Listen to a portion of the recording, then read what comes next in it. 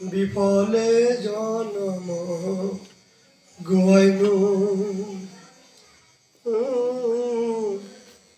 বিফলে জনম গুয়াইনু মনুষ্য জনম পায়া রাধা কৃষ্ণ ন বুঝিয়া মনুষ্য জনম পায়া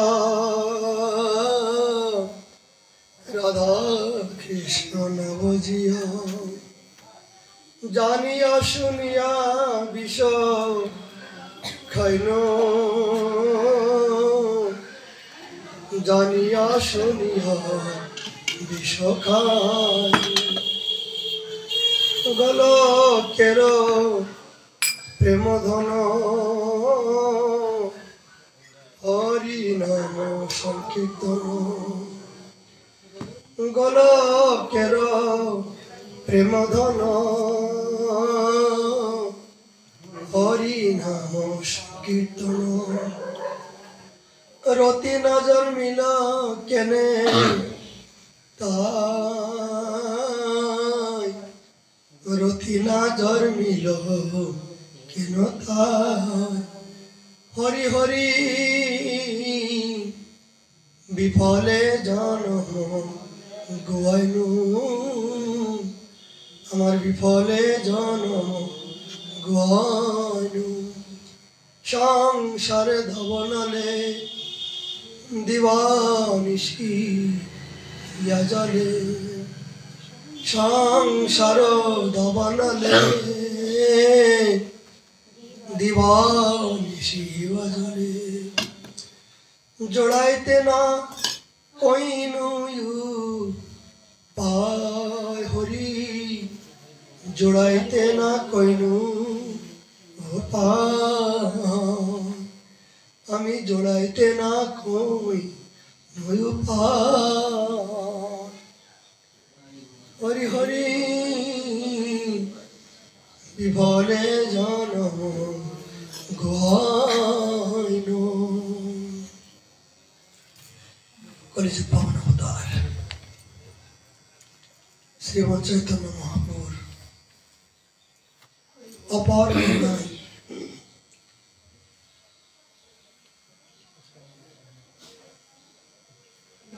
শ্রী বৃন্দাবন রাশি ক্রোশ কুর্মণি রাধাকুণ্ড তটস্থ শ্রী শ্রী রাধা মদন মোহনজি চরণ প্রান্তে শ্রী শ্রী নিতাই গৌ সীতানাথের প্রসন্নতার জন্য মদীয় গুরু মহারাজ রাধাকুণ্ড নিবাসী শ্রী শ্রী 108 প্রাণ কৃষ্ণদাস বাবাজি মহারাজের আদেশ ক্রমে আমাদের এখানে নিত্য নৈমিত্তিক হরিকথার আয়োজন। আজ আমাদের আস্বাদের বিষয় শাস্ত্রের প্রেমের মূর্তি স্বরূপ মহাপ্রভু প্রিয় পার্শ্বদবর্জ শ্রী কৃষ্ণদাস কবিরাজ বিরচিত সে রসময় মহাগ্রন্থ চৈতন্য চরিতামৃত মহাগ্রন্থ। আজ আমাদের আস্বাদের বিষয় 1700 পরিচ্ছেদে 176 নম্বর পরে থেকে কবিরাজ গোস্বামীপাদ আমাদের জন্য কি কৃপা করলেন। তার পূর্বে আমাদের নিত্য নৈমিত্তিক বৃন্দাবন মহিমামৃতম থেকে পরমানন্দ দাস সরস্বতীপাদের কৃপামৃত স্বরূপ একটি শ্লোক আমরা আস্বাদন করতে চাই।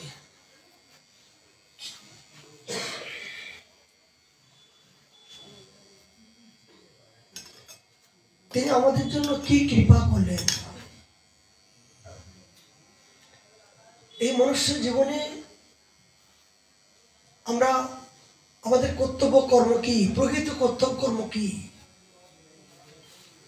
আমাদের করণীয় কি, আমরা কি করছি এবং এই বিশ্ব ব্রহ্মাণ্ডের মধ্য দিয়ে, এই পৃথিবীর মধ্য দিয়ে সর্বোপরি হলো ভারতভূমি। এই সর্বোপরি ভারতভূমি কেন?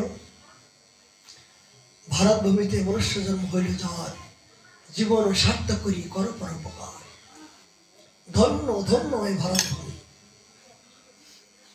সরস্বতীবাদ বললেন কেন? যত প্রকার অবতার শ্রী ভগবানের, সমস্ত অবতার এই ভারতভূমিতে তারা এসেছেন। সমস্ত ঋষি মুনি তপস্বী ব্রহ্মর্ষি আদি সবাই ভারতভূমিতে আগমন। ধন্য কেন? এই ভারতভূমির মধ্য দিয়ে গঙ্গা যমুনা সরস্বতী নর্মদে সিন্ধু কাবেরী জলহস্তি কুরু গঙ্গা সমস্ত নদ নদী তীর্থময়, আর তারপরে সর্বতীর্থময়। শ্রবণ করুন। তারপরেও এই ভারতভূমি শ্রেষ্ঠ কেন? এই সর্বতীর্থের শিরোমণি হল বৃন্দাবন, যা একই নিখিল শাস্ত্রের নিখিল তীর্থের মুকুটমণি বৃন্দাবন, আর বৃন্দাবনের মুকুটমণি শ্রীধাম রাধাকুণ্ড তথাস্তু। ইহানো বৃন্দাবন, ইহানো গোবর্ধন, ইহানো রাধাকুণ্ড কোন ব্রহ্মাণ্ডে ত্রিভুবনে নাই, কোন দেশে নাই। এই জন্য ভারতভূমিকে ধন্য বলছেন। এই জন্য যে আজ এই ভারতভূমিতে মনুষ্য জন্ম যারা নিয়েছেন তারা জীবন সার্থক করি কর পরোপকার। উনি বললেন সেই ভারতভূমিতে জন্মগ্রহণ করো, বসবাস করো, আমার কি করা কর্তব্য আর আমি কি করছি? প্রথম শতকম থেকে ৮০ নম্বর শ্লোক থেকে তিনি বললেন, মহাভাগ্য অহ মহাভাগ্য, এই দেহ পাইয়েছ মহাভাগ্যে। বৃন্দাবনের অদ্ভুত মহিমা শুনিয়াছ মহাভাগ্য। নিখিল সংসারে স্বপ্ন সদৃশ হয়ে ইহ বুঝিয়াছ ইহ মহাভাগ্য। শুভ মতিতে আশ্বাস করা যায় না, অদ্য সদবুদ্ধি হয়েছে কাল্য নাও থাকিতে পারে। আর দেহেতে বিশ্বাস নাই ক্ষণভঙ্গুর, অতএব এই ক্ষণিক বৃন্দাবনমুখী প্রস্থান করো। একটা কথা বাবা ব্রহ্মবাণী বলছেন, বলছেন মহাভাগ্য এই দেহ পাইছ, এই ভারতভূমিতে এই দেহটা পেয়েছ, এটা তোমার জীবনে অনেকে জন্মার্জিত সুকৃতির ফলে এই ভারতভূমিতে তুমি জন্মগ্রহণ করেছ, দেহ পেয়েছ, যাহা দেবদুর্লভ, দেবতারা পর্যন্ত ঋষি মুনি তপস্বী ব্রহ্মর্ষি পর্যন্ত তারা ভারতভূমিতে জন্মগ্রহণ করার জন্য, এই মনুষ্য রূপ ধারণ করার জন্য প্রার্থনা করছিলেন না বাবা? ভাগবতে বললেন, যখন শব্দে গোসাইপাদ এই মহাভাগবত নিয়ে নবীর সামনে উপস্থিত হলেন, তখন সমস্ত দেবতাগণ অমৃতের কলস নিয়ে উপস্থিত হয়েছিলেন। হে মুনিবর, কৃপা করে আপনি কৃপামৃত স্বরূপ এই হরিকথা আমাদেরকে প্রদান করুন। কি হবে বলে, বিনিময় তো দিতে হয়, সেটা স্বর্গের থেকে আমরা অমৃতের কলস নিয়ে এসেছি। এই অমৃতের কলস এই মানব জাতির জন্য আমরা দিতে চাই, অমরত্ব লাভ করবে। সুখদেব গোসাই বললেন, আরে দেবতাগণ তোমরা মূর্খ, তোমরা জানো না এই ভারত ভূমিতে মনুষ্য জন্ম নিয়ে যারা জন্মগ্রহণ করেছেন তোমাদের সেও অতীব অতীব সুকৃতিবান, ভজনযোগ্য দেহ পেয়েছেন। এরা সুকৃতিবান, সৌভাগ্যবান। আর তোমরা কি জানো? তোমরা দেবতা হয়েছ আত্ম অহংকারে গর্বিত। আমি ব্রহ্মা, আমি ইন্দ্র, আমি পবন, এই আত্ম অহংকারে অভিমান নিয়ে তোমরা বসে আছো সিংহাসন নিয়ে।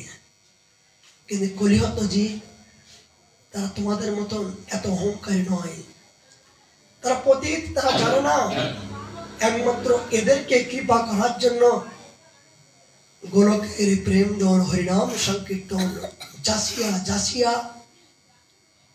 আমি নিয়ে আসলাম। নিয়ে এসেছেন আমার গৌর হরি।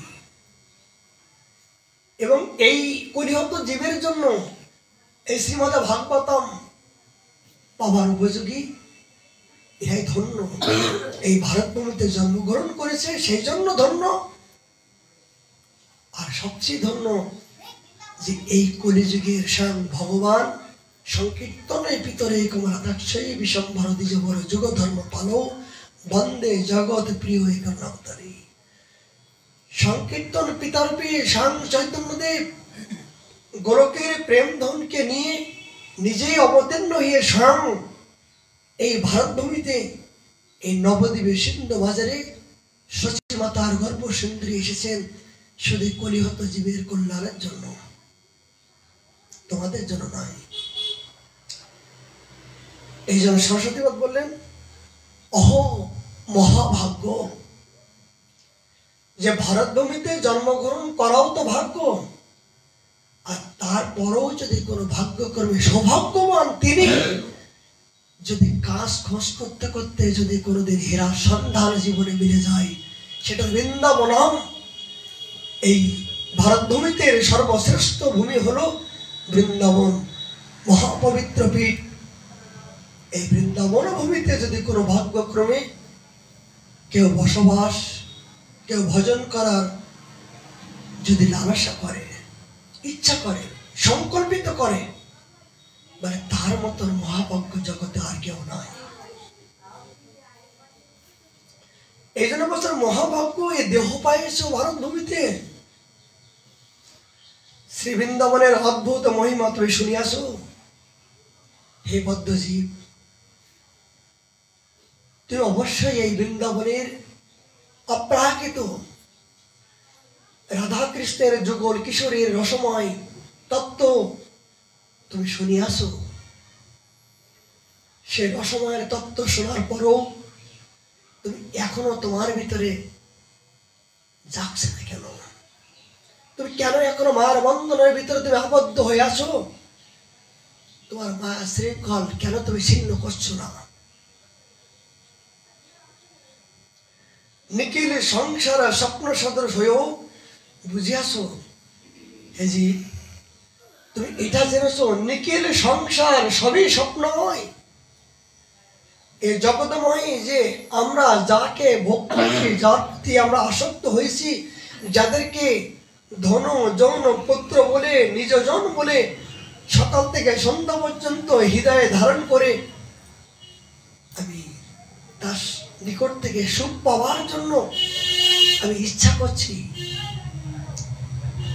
কিন্তু পরিণাম এটা স্বপ্ন দেখা ছাড়া আর কিছু নয়। জগতে তুমি যেগুলো আপন করে করার চেষ্টা করছো, এগুলো তুমি নিতান্ত স্বপ্ন দেখছো মাত্র। এই স্বপ্ন তোমার সার্থক না হতে পারে।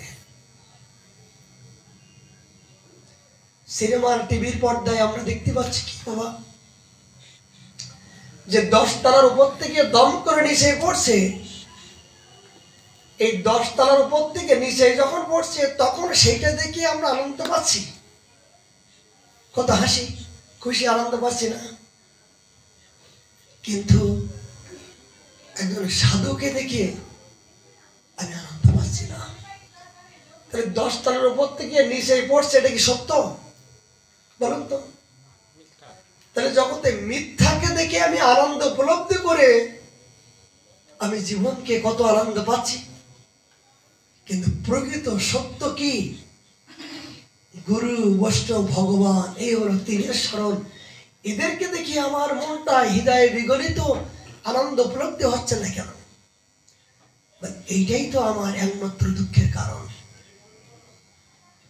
এইটাই তো আমার দুঃখের কারণ। কেন? যে জগতে আমি যা কিছু আনন্দ উপলব্ধি করছি, সেই আনন্দটা হলো, সেই আনন্দের পিছনে আমার দুঃখ লুকিয়ে আছে। কতগুলো শ্রবণ করুন। জগতে যে বস্তুর প্রতি আমি আনন্দ উপলব্ধি করছি বা পরবর্তীতে তার মাধ্যমে দিয়ে আমি সুখ পাবো ইচ্ছা করছি, পরিণাম সেটা আমার ভয়াবহ দুঃখ। কিন্তু প্রকৃত যে আনন্দ, প্রকৃত যে সত্য, সেটা আমি পেয়েও আমি নেওয়ার চেষ্টা করছি না, গ্রহণ করার চেষ্টা করছি না। এইটাই তো জীবের একমাত্র পরম দুঃখের কারণ। অসত্যের সত্য করি মানে জগৎময় যে অসত্যময়, জগৎ সংসারে সবই যে অসত্য। বলুন তো কোন জিনিসটা সত্য? জগতে আমরা যে বস্তুর প্রতি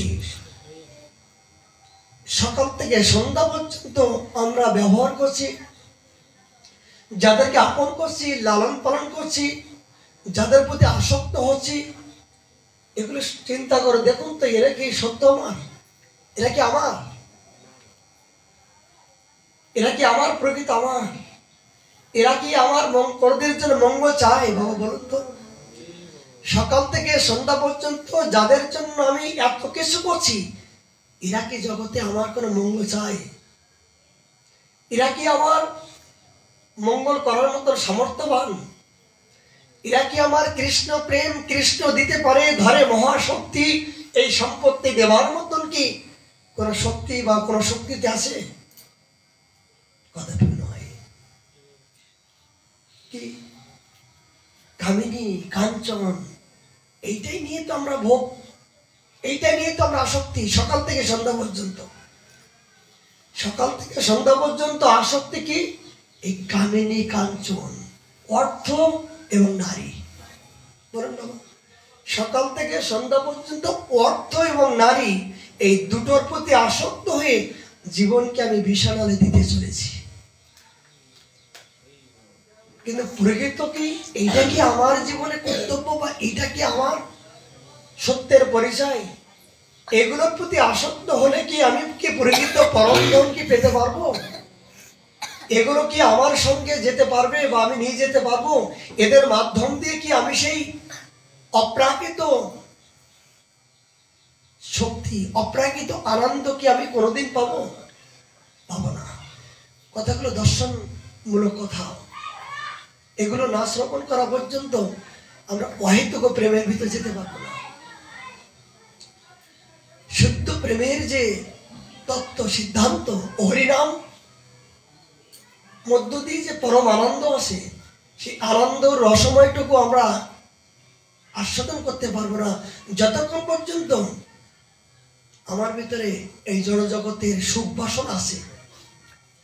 যতক্ষণ পর্যন্ত জড়জগতের প্রতি আসক্ত সুখ বাসনা আছে, ততক্ষণ পর্যন্ত আমি পারমার্থিক জগতের সেই সেই পরম ধনের সন্ধান আমি কদাপি পাবো না। এই জন্য এগুলো আমাদের না জানা পর্যন্ত, এই রহস্যময় তত্ত্ব না জানা পর্যন্ত আমরা সেই গভীরে প্রবেশ করতে পারবো না। তাহলে জীব অনাদিকালে বহির্মুখ হওয়ার কারণ হলো অসত্যেরও সত্য করি মানি। জগতে আমরা যেগুলো প্রকৃত সত্য নয়, সেগুলো আমরা সত্য বলে আপন হৃদয়ে ধারণ করে তাদেরকে লালন পালন করে আমি সুখ পাওয়ার চেষ্টা করছি। বাট এইটা হলো আমার অসত্য। প্রকৃত সত্য কি? প্রকৃত সত্য হলো আমার এইটাই, ধন মোর নিত্যানন্দ, পতি মোর গৌরচন্দ্র, প্রাণ মোর যুগল কিশোর। গুরু বৈষ্ণব ভগবান তিনের শরণ, এই হলো তোমার পরম সত্য, এই হলো তোমার একমাত্র নিজজন। এনারাই তোমার কৃষ্ণ প্রেম, কৃষ্ণ দিতে ধরে মহাশক্তি, এরাই তোমার প্রেম ধন দেওয়ার মতন সামর্থ্যবান। এরাই তোমার হারানো বস্তু, আপনি অনাদিকাল ধরে যে বস্তু আপনি হারিয়ে ফেলেছেন, অনাদিকাল ধরে আপনি ভুলে গেছেন, এইগুলোর সন্ধান এরাই দিতে পারেন। এরাই আপনার সেই পরম সত্যের সন্ধান দেওয়ার মতন সামর্থ্যবান। এই জন্য জীব, তুমি যদি এদের চরণে যদি আত্মসমর্পিত নিজেকে করতে পারো, তবেই তুমি একমাত্র জগতে বুদ্ধিমান, চতুর, তুমি মহাভাগ্যবান। তাছাড়া তুমি নিতান্ত মূর্খ ছাড়া তোমাকে আর জগতে কেউ গণ্য করবে না।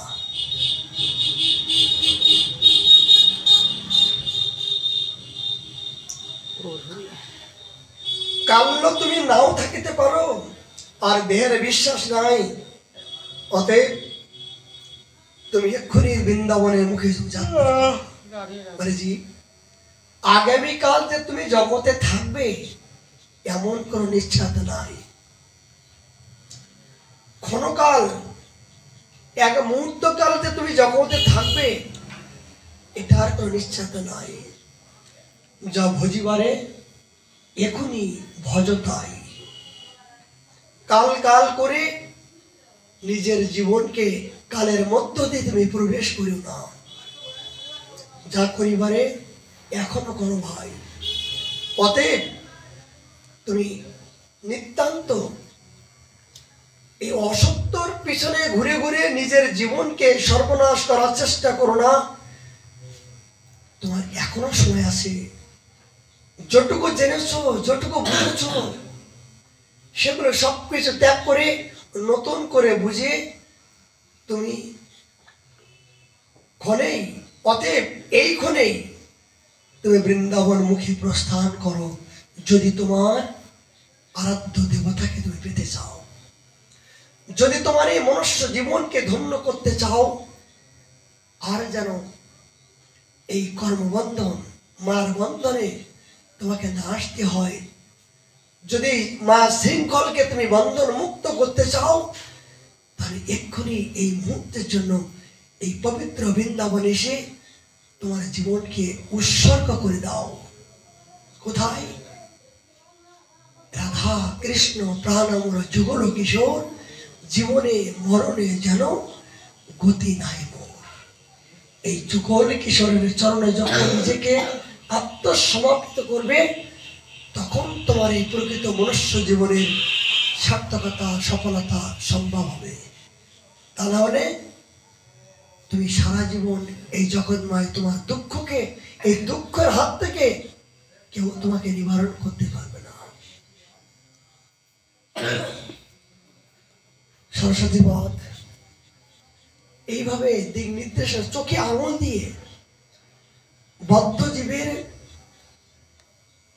দুঃখগুলো নিবারণ করার জন্য আমাদেরকে যে কঠিন কথামৃত দিয়ে কৃপা বর্ষণ করলেন, এগুলো যদি আমরা গ্রহণ না করি, তাহলে আমাদের আর হবে না মনুষ্য জন্ম, আর হবে না ভারত ভূমিতে জন্ম।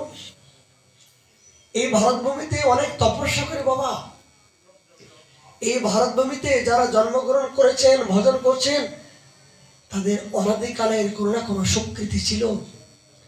অনাদিকালের কোনো কিছু স্বীকৃতি না হলে এই ভারত ভূমিতে তারা জন্মগ্রহণ করতে পারে না। যারা বিদেশে জন্মগ্রহণ করে তাদের যে আকুতি, তাদের হাহাকার, তাদের যে এই ধর্মের প্রতি যে অনুরাগ, সেটা আমাদের মতো নেই। আমার মতো নিকৃষ্ট জীব এই পবিত্র ভারত ভূমিতে জন্মগ্রহণ করো, এ জাতীয় অনুরাগ আমার নাই। এই জন্য ওদের দেখে আমার শেখার বিষয়। অনুরাগ কারে বলে, শ্রদ্ধা কারে বলে, নিষ্ঠা কারে বলে, সেটা আমার গৌর সুন্দর এই ভারত ভূমিতে জন্মগ্রহণ করে তিনি প্রতি পদে পদে জগৎকে শিক্ষা দিয়েছেন। কিন্তু আমি শিখলাম না, আমি নিতে পারলাম না, আমি জানতে পারলাম না। আমার ঘরের ভাত পরে এসে আজ খেয়ে যাচ্ছে। আমার ঘরের ভাত, বাড়া ভাত আমি খেতে পাচ্ছি না, ভাতের পরিবর্তে ছাই খাচ্ছি, ছাই। আর বাইরে থেকে এসে আজকে সোনার থালে ভাত খেয়ে আমাদেরকে শিক্ষা দিচ্ছেন, আর আমি আমি নরপশুর মতন খালি দেখছি। এরা হরিনাম করছে, এরা মালা করছে, এরা কিরম করছে। হায় হায়, ধিক ধিক ধিক মনুষ্য জীবন, ঠিক মনুষ্য জীবন। গোস্বামীগণ বললেন যে তোরা ভারত ভূমিতে জন্মগ্রহণ করো, এই জাতীয় আদর্শ, এই জাতীয় আচরণ করলি তোদের আর হবে না জন্ম। জন্ম হবে, কিন্তু সেই জন্মটা হবে এই মনুষ্য জন্ম নয়, সেই জন্মটা হবে পশু জন্ম। যে জন্মের মধ্য দিয়ে, এই মনুষ্য জীবের মধ্য দিয়ে যে সরলতা, স্নেহ, মমতা, সুবুদ্ধি আছে, পরবর্তী জন্মে সেগুলো কাজে ব্যবহার করলি না। এই সিংহ, সিংহ, বাঘ, এই বন্য পশু, এই হিংস্র, এই জাতীয় পশুকুলে তোকে জন্মগ্রহণ করতে হবে। কেন? যে তুই জনপ্রিয়, তুই তো সৎ ব্যবহার করলি না, সততায় কাজে লাগালি না, হিংসা করলি। তুই সুন্দর মনুষ্য জন্ম পেয়ে তোর নিজের ধর্মকে শ্রদ্ধা না করলি, কিন্তু নিজের ধর্মকে যারা করতে যাচ্ছেন তাদেরকে হিংসা করলি। মানে পরিণাম কি হবে? মানে পরবর্তী জন্মে যে পশু হিংসা করে নিজের মাংসকে নিজে তছনছ করে খাবারের জন্য তৈরি হয়, মানে সেই কুলে তোকে জন্মগ্রহণ করতে হবে, সাধু সাবধান। এই জন্য আমার পরবর্তী জন্মের জন্য আমাকে নিজেকে তৈরি হতে হবে। পরবর্তী জন্মে যে আমি কি হব? বাদর হব, না গরু হব, না হরিণ হব, না বাঘ হব, না কুত্তা হব, সেটা এখান থেকে কিন্তু আপনাকে নির্ধারণ করতে হবে। কি নির্ধারণ? আপনার ব্যবহার, আচরণ, আদর্শ যদি যে জাতীয় হবে, ঠিক পরবর্তীতে আপনার সেই জন্মে সেই কুলি আপনাকে জন্ম নিতে হবে। সত্য করে বলুন, যে যত প্রমাণান্তে অন্তকালে সমাবেশন করুন। একজন মৃত্যুর সময় সারা জীবন আপনি যে চিন্তা করবেন, যে ভাবনা করবেন, যাদের প্রতি আসক্ত হবেন, এই মৃত্যুর সময় কিন্তু সেই আসক্তময় সেই বস্তু আপনার চোখের সামনে ফুটে উঠবে। সেই বস্তুর প্রতি আপনার মনটা ধাবিত হবে, আর ওই মনটাই ধাবিত হওয়া মানে আপনার সেখানে জন্ম হবে, তার প্রতি আবার মোহ আকর্ষিত করার জন্য। আচ্ছা বলুন তো, স্বপ্নে আপনারা অনেক দেখেন অনেক কিছু, কিন্তু আপনাকে যদি বলি যে তুমি স্বপ্নে কি দেখেছো আমাকে দেখাতে পারো? দেখাতে পারবেন? যদি আপনাকে বলি আপনি যে রাত্রিতে স্বপ্ন দেখছেন, বলছেন যে এইটা দেখলাম ওইটা দেখলাম, যদি বলো দেখাও তো আমাকে, দেখানো যায়?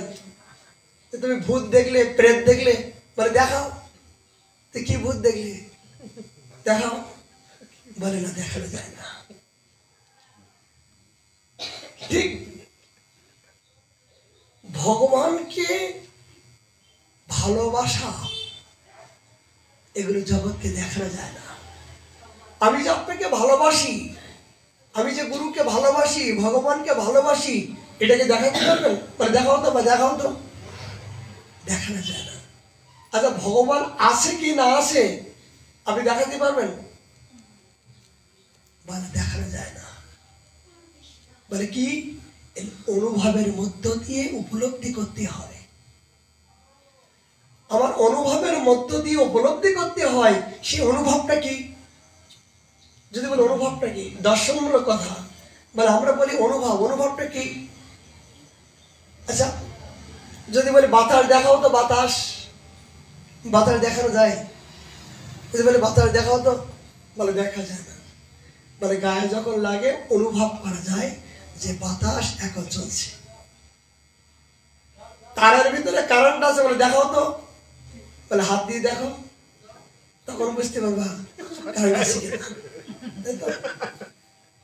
মানে তারের ভিতরে কারেন্টটা হাত দিয়ে দেখো, ঠিক ভগবান সর্বত্র যে আছেন সেই বস্তুগুলো উপলব্ধি অনুভব কে করতে পারেন?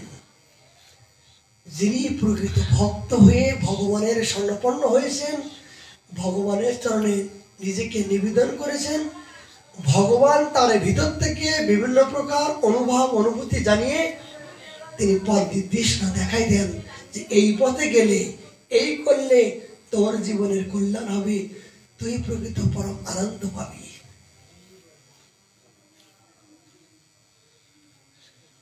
এগুলো দেখানো যায় না, যে করেন সেই উপলব্ধি করেন। যে ভগবানকে ভালোবেসেছেন, ভগবান তার ভিতরে বিভিন্ন প্রকার প্রেরণা দিয়েছেন, তিনি কেবল উপলব্ধি করতে পারেন, আর জগৎ কেউ না। সেই অনুভবী ব্যক্তি হতে গেলে, বা অনুভব কার ভিতরে আসে বাবা? যদি বলি অনুভব, তো হ্যাঁ ঠিক আছে, কিন্তু অনুভব কে উপলব্ধি করতে পারে?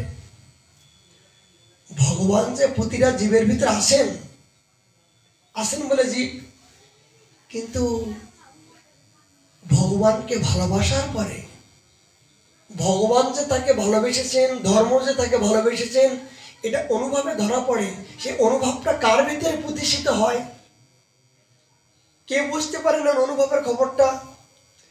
যিনি একমাত্র ধর্মকে ভালোবেসেছেন নিজের জীবনের চেয়েও, নিজের প্রাণ জীবনের চেয়েও এই ধর্মকে যারা আশ্রয় করেছেন, এই ধর্মকে ভালোবাসার জন্য নিজের জীবনকে উৎসর্গ করে দিয়েছেন, ধর্ম তার ভিতরে বসে নিজেই উপলব্ধি অনুভব করিয়ে পরম আনন্দ চমৎকারতা তিনি উপলব্ধির মাধ্যম দিয়ে তিনি জাগাই দেন।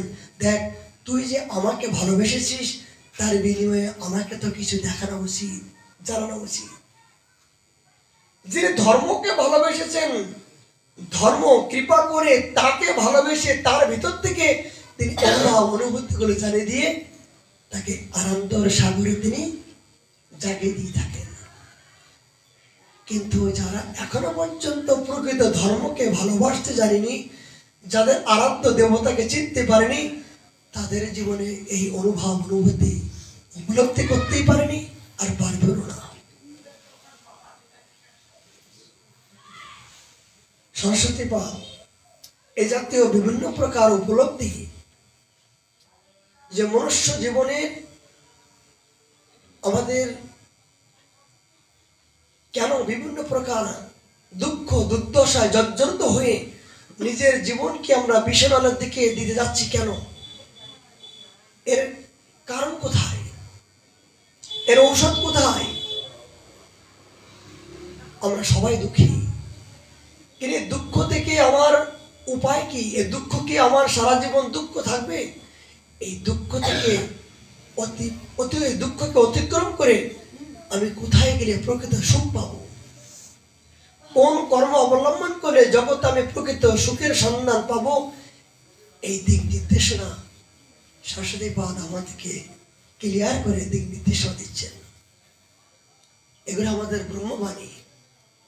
এগুলো যদি আমরা শ্রবণ না করি, তাহলে আমরা সেই অহেতুক ভক্তি রাজ্যে আমরা প্রবেশ করতে পারবো না। মহাপ্রভু তিনি কলিহত জীবকে উদ্ধার করার জন্য কিভাবে করুণা করলেন। তবে সেই বিপ্র প্রভুকে ভিক্ষা করাইল, মধুপুরীর লোক প্রভুকে দেখি তাইলা।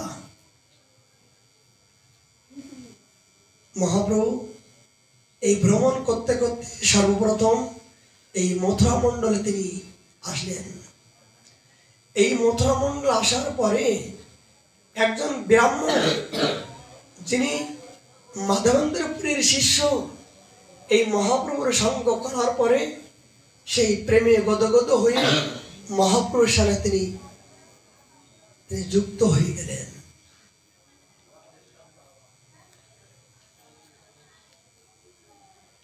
লক্ষ সংখ্য লোক আইসে নাহিকে গণন, বাইর হইয়া প্রভু দিলে দর্শন। মহাপ্রভু যখন এই মথুরা মন্ডল আসলেন, লক্ষ লক্ষ ভক্তবৃন্দ মহাপ্রভুকে দর্শন করার জন্য ছুটে আসলেন। কিন্তু মহাপ্রভু জানতে পারলেন এরা কত অনুরাগ নিয়ে, উৎকণ্ঠা নিয়ে আমার পাশে এসছেন, আমি যদি এদেরকে দর্শন না দেই তাহলে তো আমার বড় অপরাধ হবে। বাহর তুলে বলে প্রভু বলো হরি হরি, প্রেমে মর্ত নাচে লোক, হরিধ্বনি করি।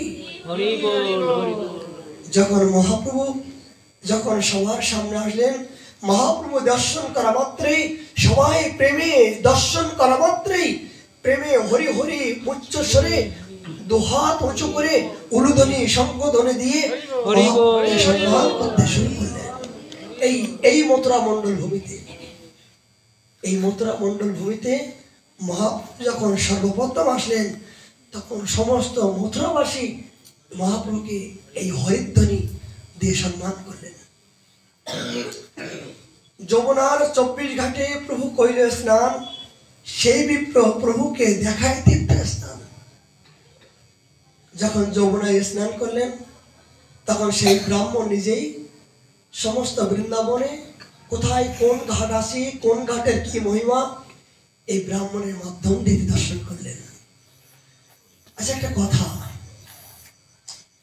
আমরা বৃন্দাবনে আসি, কিন্তু বৃন্দাবনে এসে যদি কেউ দর্শন করার ইচ্ছা হয়, তাহলে বৃন্দাবনের কোন ব্রজবাসী, কোন ব্রাহ্মণ, কোন ধামবাসী এবং শ্রী গুরুদেব তাদের সঙ্গে করে নিয়ে এই ধাম দর্শন করতে হয়।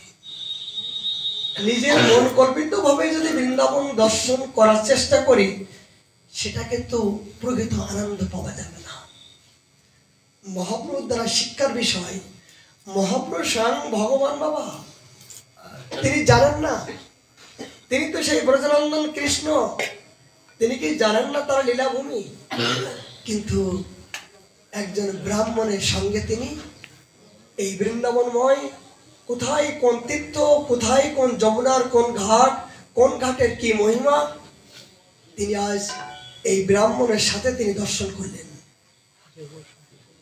তিনি দেখাচ্ছেন, যদি কেউ বৃন্দাবনে যেতে চাও এবং বৃন্দাবনে যদি তুমি দর্শন করতে চাও, কোন বৃন্দাবনে বাসীর সঙ্গে তুমি দর্শন করো। দর্শন করে লাভ কি? তার অবশ্যই সেই বৃন্দাবনের যেখানে যে প্রভুর লীলা, প্রভুর যেখানে গুণাকীর্তন, তারা নিখুঁতভাবে তোমাকে যেভাবে বুঝাইয়ে কৃপা করবেন, সেই কৃপাটা তোমার জন্য একটা পরম কৃপা বলে মনে হবে। তাছাড়া নিজে ইচ্ছাকৃত ভাবে যদি কেউ বৃন্দাবনে এসে আমি চলো যাই বৃন্দাবনে দর্শন করে আসি, এই নন্দগ্রাম, বর্ষনা, বিভিন্ন কোকিলাবন, চরণবাড়ি, ভোজনথালি, এগুলো আমরা যাচ্ছি বটে, কিন্তু শুনুন, এই বৃন্দাবনে দর্শন করতে গেলে যেখানে যে লীলাভূমি, সেখানে বসে যদি সেই লীলা সম্বন্ধে আপনি শ্রবণ না করেন, তাহলে কিন্তু এই বৃন্দাবন দর্শন করে আপনি আনন্দ পাবেন না। যেখানে যে লীলাভূমি, সেই লীলাভূমিতে যদি বসে সেই লীলার কথা যদি আস্বাদন করেন, সাক্ষাৎ সেই লীলা প্রকাট হয়, সেই ভগবানের লীলা প্রকাট হয়ে আপনার ভিতর থেকে শক্তি সঞ্চার করে আপনার অনুভূতি জাগাই দেন। এটা পবিত্র চিন্তামণি ধাম, সেই এখনো সেই বৃন্দাবনে বাঁশি বাজারে কোন ভাগ্যবানে তা শ্রবণ করতে পারছে, তা এখনো দেখতে পাচ্ছে, উপলব্ধি করতে পারছে। সেই উপলব্ধি তখনই হবে যদি সেখানে বসে সেই রজ, পবিত্র রজে বসে সেই জাতীয় অনুভবী ব্যক্তির সঙ্গ নিয়ে যদি সেই জাতীয় লীলা কথা যদি আপনি শ্রবণ করতে পারেন, তবেই আপনার লীলা ভিতর থেকে প্রকাট হবে। তখনই আপনার এই বৃন্দাবনের দর্শন সৌভাগ্য সার্থক হবে। তা না হলে কি হবে? ওই পিকনিক করতে গেলাম, পিকনিক করতে যাই, মানে বৃন্দাবনে গিয়েছিলাম, আর কি দেখলে? মানে অনেক নদী, অনেক পাহাড়, অনেক পুকুর, অনেক বুড়ো বুড়ি, অনেক গাছপালা, আর অনেক গরু। আর অনেক বাদরগুলো জানো, বাপরে বাপ, বাদরের চালায় চলতে পারে না, চশমা দেখলে যেন ওদের গায়ে জ্বালা ওঠে। আর ব্যাগ যদি একবার দেখে তাহলে এখন ওর বাদর এখন ভিআইপি হয়েছে। কিরকম? ওরা চশমা যদি জমন তমন নিতে পারে, এখন জমন তমন আগে একটু বিস্কুট দিলে হতো, কিন্তু বাদর গুলো পর্যন্ত এখন ভদ্রতা হয়ে গেছে। কি ম্যাঙ্গো ফুটি, এখন ম্যাঙ্গো ফুটি কি বলে, মানে চশমা নিলে ম্যাঙ্গো ফুটি হবে, মানে একটা নিলে হবে না, এক হাত থেকে ধরবে, মানে এক হাত দিয়ে ধরবে, দুটো না দেওয়া পর্যন্ত ওরা ছাড়বেই না। মানে বাদর গুলো পর্যন্ত কত ভদ্রতা জানতে পেরেছে বৃন্দাবনে, তারা পর্যন্ত জানতে পেরেছে। আচ্ছা, এই বাদর গুলো দেখুন, যারা জন ব্রজবাসী, যারা ইয়ং জন, তাদের পিছনে কিন্তু যায় না। যারা ব্রজবাসী ইয়ং জন, তাদের পিছনে কিন্তু ডিস্টার্ব করে না। কাদের পিছনে? যারা দুর্বল, বুড়ো বুড়ি, যারা চলতে পারে না। এখনই ধরছিল দুইজনকে, দুই মাকে হাতে লাঠি, তবু ভয় দেখাচ্ছে। যারা বুড়ো বুড়ি, যারা চলতে পারে না, ওরা জানে বাদর গুলো, বৃন্দাবনে বাদর গুলো পর্যন্ত সুশিক্ষিত, যে কোথায় গেলে আমি হামলা করলে যে আমি জয় হতে পারবো, সেটা বাদর গুলো জানতে পেরেছে। এখানে বলার উদ্দেশ্য একটাই, যে বৃন্দাবনে বাদর গুলো পর্যন্ত তারাই সুশিক্ষিত হয়েছে, যে কাকে ধরলে, কার পাশে গেলে আমি হারবো না, আমি জিতে যাব, সেটা বাদর গুলো পর্যন্ত জানতে পেরেছে।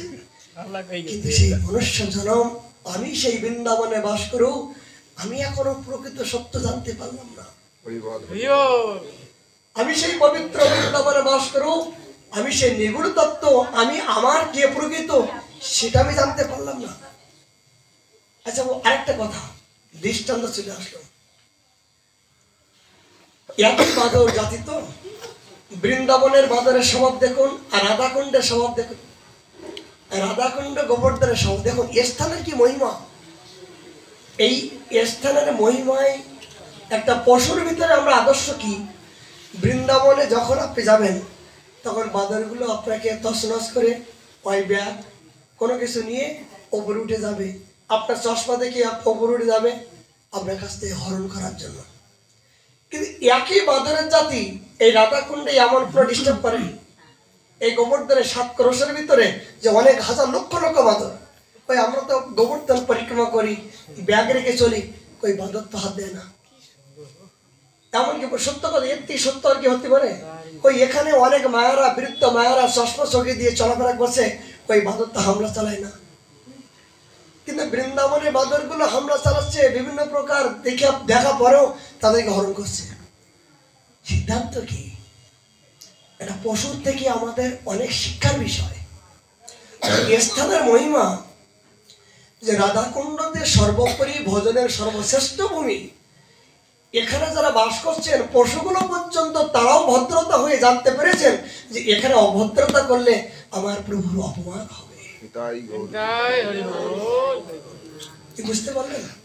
যদি আমার ভক্তগণ, আমার প্রভুর ভক্তগণ এই রাধাকুণ্ডে তটস্থ বসে নিষ্কিঞ্চন ভাবে ভজন করছেন, যদি এদেরকে যদি আমি অপহরণ করি, এদেরকে যদি আমি বিরক্ত করি, তাহলে আমার প্রভুর অপমান হবে। এই জন্য স্থানের মহিমায় জঙ্গলের পশুগুলো পর্যন্ত ভদ্রতা হয়ে তারা ইষ্ট দেবতার আদর্শ তারা পালন করছে। কিন্তু আমার মতো নরপশু সেই পবিত্র ভূমিতে বাস করু, আমি এখনো ভদ্রতা হতে পারলাম না। বুঝাতে পারলাম? আমার মতো নরপশু সেই পবিত্র বৃন্দাবনের রাধাকুণ্ড তটস্থ বাস করু, আমি এখনো পর্যন্ত অসভ্যতা আমার ভিতর থেকে গেল না। কেন? বৈষ্ণব দেখিয়া এখনো পর্যন্ত না মাথায় মুন্ডু। এখনো রাধাকুণ্ড সাক্ষাৎ শ্রীমতী রাধা রানী স্বরূপ, গোবর্ধন সাক্ষাৎ ভগবান শ্রীকৃষ্ণ স্বরূপ। বৃক্ষগুলো বৃক্ষ নয়, সাক্ষাৎ কল্প বৃক্ষ। বৃন্দাবনে রাধাকুণ্ড তটস্থ যারা বসবাস করছেন তারা নিতান্ত কিঙ্কর কিঙ্করি। এই মনোবৃত্তি কি আমরা কোনোদিন করছি? এই মনোবৃত্তি, এই স্বভাবটি কোনোদিন মনে করছি বাবা? কিন্তু এটা পশুগুলো পর্যন্ত আজ তারা পরিবর্তনই, তাদের স্বভাবগুলো যে পশুত্ব স্বভাবগুলো তারা ভুলে গেছেন, কিন্তু এই মনুষ্য জীবনে এখনো পর্যন্ত এই পশুত্ব স্বভাব যাচ্ছে না। তাহলে প্রকৃত পশুকে আমি, আমার ভিতরে এখনো সে দুষ্ট বুদ্ধি ভরা। এই জন্য মহাপ্রভুর প্রেম দেখা মাত্রই সমস্ত মথুরাবাসী তারাও দুহাত উঁচু করে হরি হরি বলতে শুরু করলো। আমাদের মনের বাবা একটা কথা বললেন, এই জন্মে যদি কেউ হরি বলতে লজ্জা করে, মনে রাখবে পরবর্তী জন্মে সে বুবাইয়ে জন্মগ্রহণ করবে। এই জন্মে যদি হরি বলতে যদি জীবনে লজ্জা বোধ করে যে আমি হরি বলতে লজ্জা করব, যুবক বৃদ্ধ আদি যে যে হোক না কেন, বলে সে নিশ্চয় পরবর্তী জন্মে সে বুবা হয়ে জন্মগ্রহণ করবে। তার প্রথম সূত্র হলো তার এইটাই। কেন? এই তুল্য মনুষ্য জন্মে এই মুখটা পেয়েছে সুন্দর ভগবানের গুণাকীর্তন করার জন্য। এইটা যদি আমি কাজে না লাগাই, তাহলে পরবর্তী জন্মে আমাকে আর এই মুখটা দিবে না।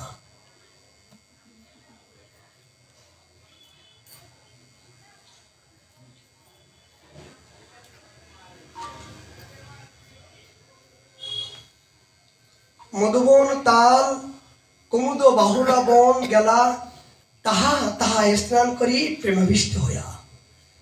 মহাপ্রভু মধুবন তালবন এবং যমুনার কিনারা দিয়ে যত প্রকার তীর্থ আছেন, এই ব্রাহ্মণের মাধ্যম দিয়ে তিনি দর্শন করে তিনি প্রেমে প্লাবিত হচ্ছেন। এই জন্য সাধু সঙ্গে হরিকথা শ্রবণ করলে যে আনন্দ পাওয়া যায় বাবা, সাধু সঙ্গের মাধ্যম দিয়ে যে তীর্থ ভ্রমণ করলে যে আনন্দ পাওয়া যায়, সে আনন্দ নিজেই করলে পাওয়া যায় না। পথে গাবি ঘটা চড়ে প্রভুকে দেখিয়া, প্রভুকে বেড়ায় আসি হুঙ্কার করিয়া। শুধু মথুরা মণ্ডলে মানুষগুলো পর্যন্ত মহাপ্রভুর দর্শন করে আকৃষ্ট হয় নাই, এই বৃন্দাবনে গাবিগুলো পর্যন্ত তারাও জানতে পেরেছেন যে আমরা তো সেই আমাদের ইষ্ট দেবতাকে অনেকদিন পরে পেলাম। বৃন্দাবনে গরুগুলো পর্যন্ত গাভীগুলো পর্যন্ত কে মহাপ্রভুকে দেখা মাত্রই তারা হাম্বা হাম্বা করে আজ ছুটে আসছেন, আমার প্রাণের দেবতা, আমার কুলের দেবতা আজ অনেকদিন পরে আমি পেয়েছি। কেন বলুন তো? একটা পশুর ভিতরে মহাপ্রভুর দিকে আবিষ্ট কেন হচ্ছে বাবা? এখনো ভগবান শ্রীকৃষ্ণ যখন এই বৃন্দাবনে লীলা করছিলেন এই নবলক্ষ ধেনু নিয়ে, কিন্তু এই গাভীগুলো কিন্তু অনন্তকাল ধরে বংশ পরম্পরা অনুযায়ী কিন্তু গাভীগুলো এখনো ব্রজমণ্ডলে আছেন। আসল ব্রজবাসী যদি হয়ে থাকে এই গাভীগুলো আর বৃক্ষগুলো আর বাদরগুলো, এই বাদরগুলো গরুগুলো আর বৃক্ষগুলো ভগবান শ্রীকৃষ্ণ থেকে বংশ পরম্পরা তারা কিন্তু এখানে ব্রজভূমিতে আছেন। তাই সেই বংশ পরম্পরা সেই রক্তের সম্বন্ধে যদি হয়ে থাকে, তাহলে তার ইষ্ট দেবতাকে দেখলে কেন আকৃষ্ট হবে না বলুন তো?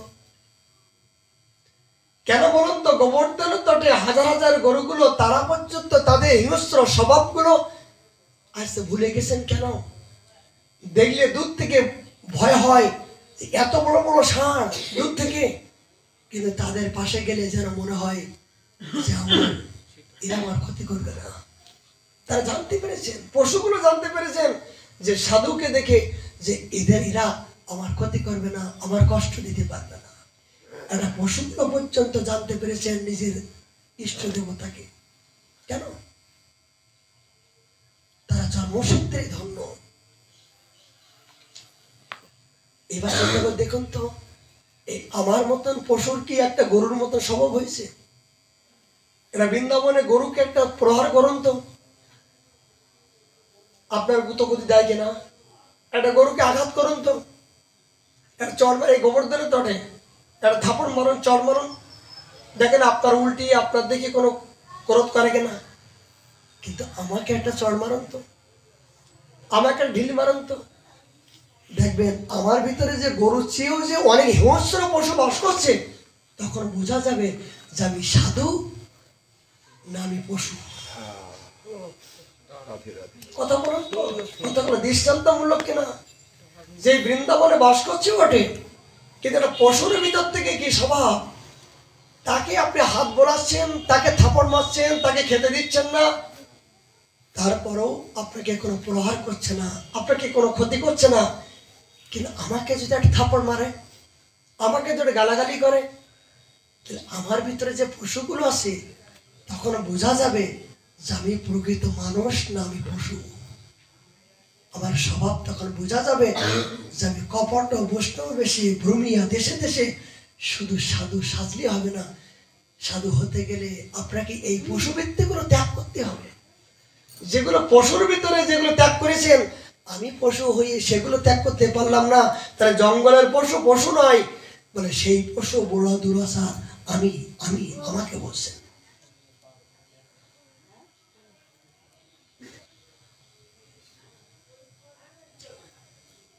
গাভী দেখি স্তম্ভ প্রভু প্রেমে তরঙ্গে, বাৎসল্য গাভী প্রভুর চাটে সবঙ্গে।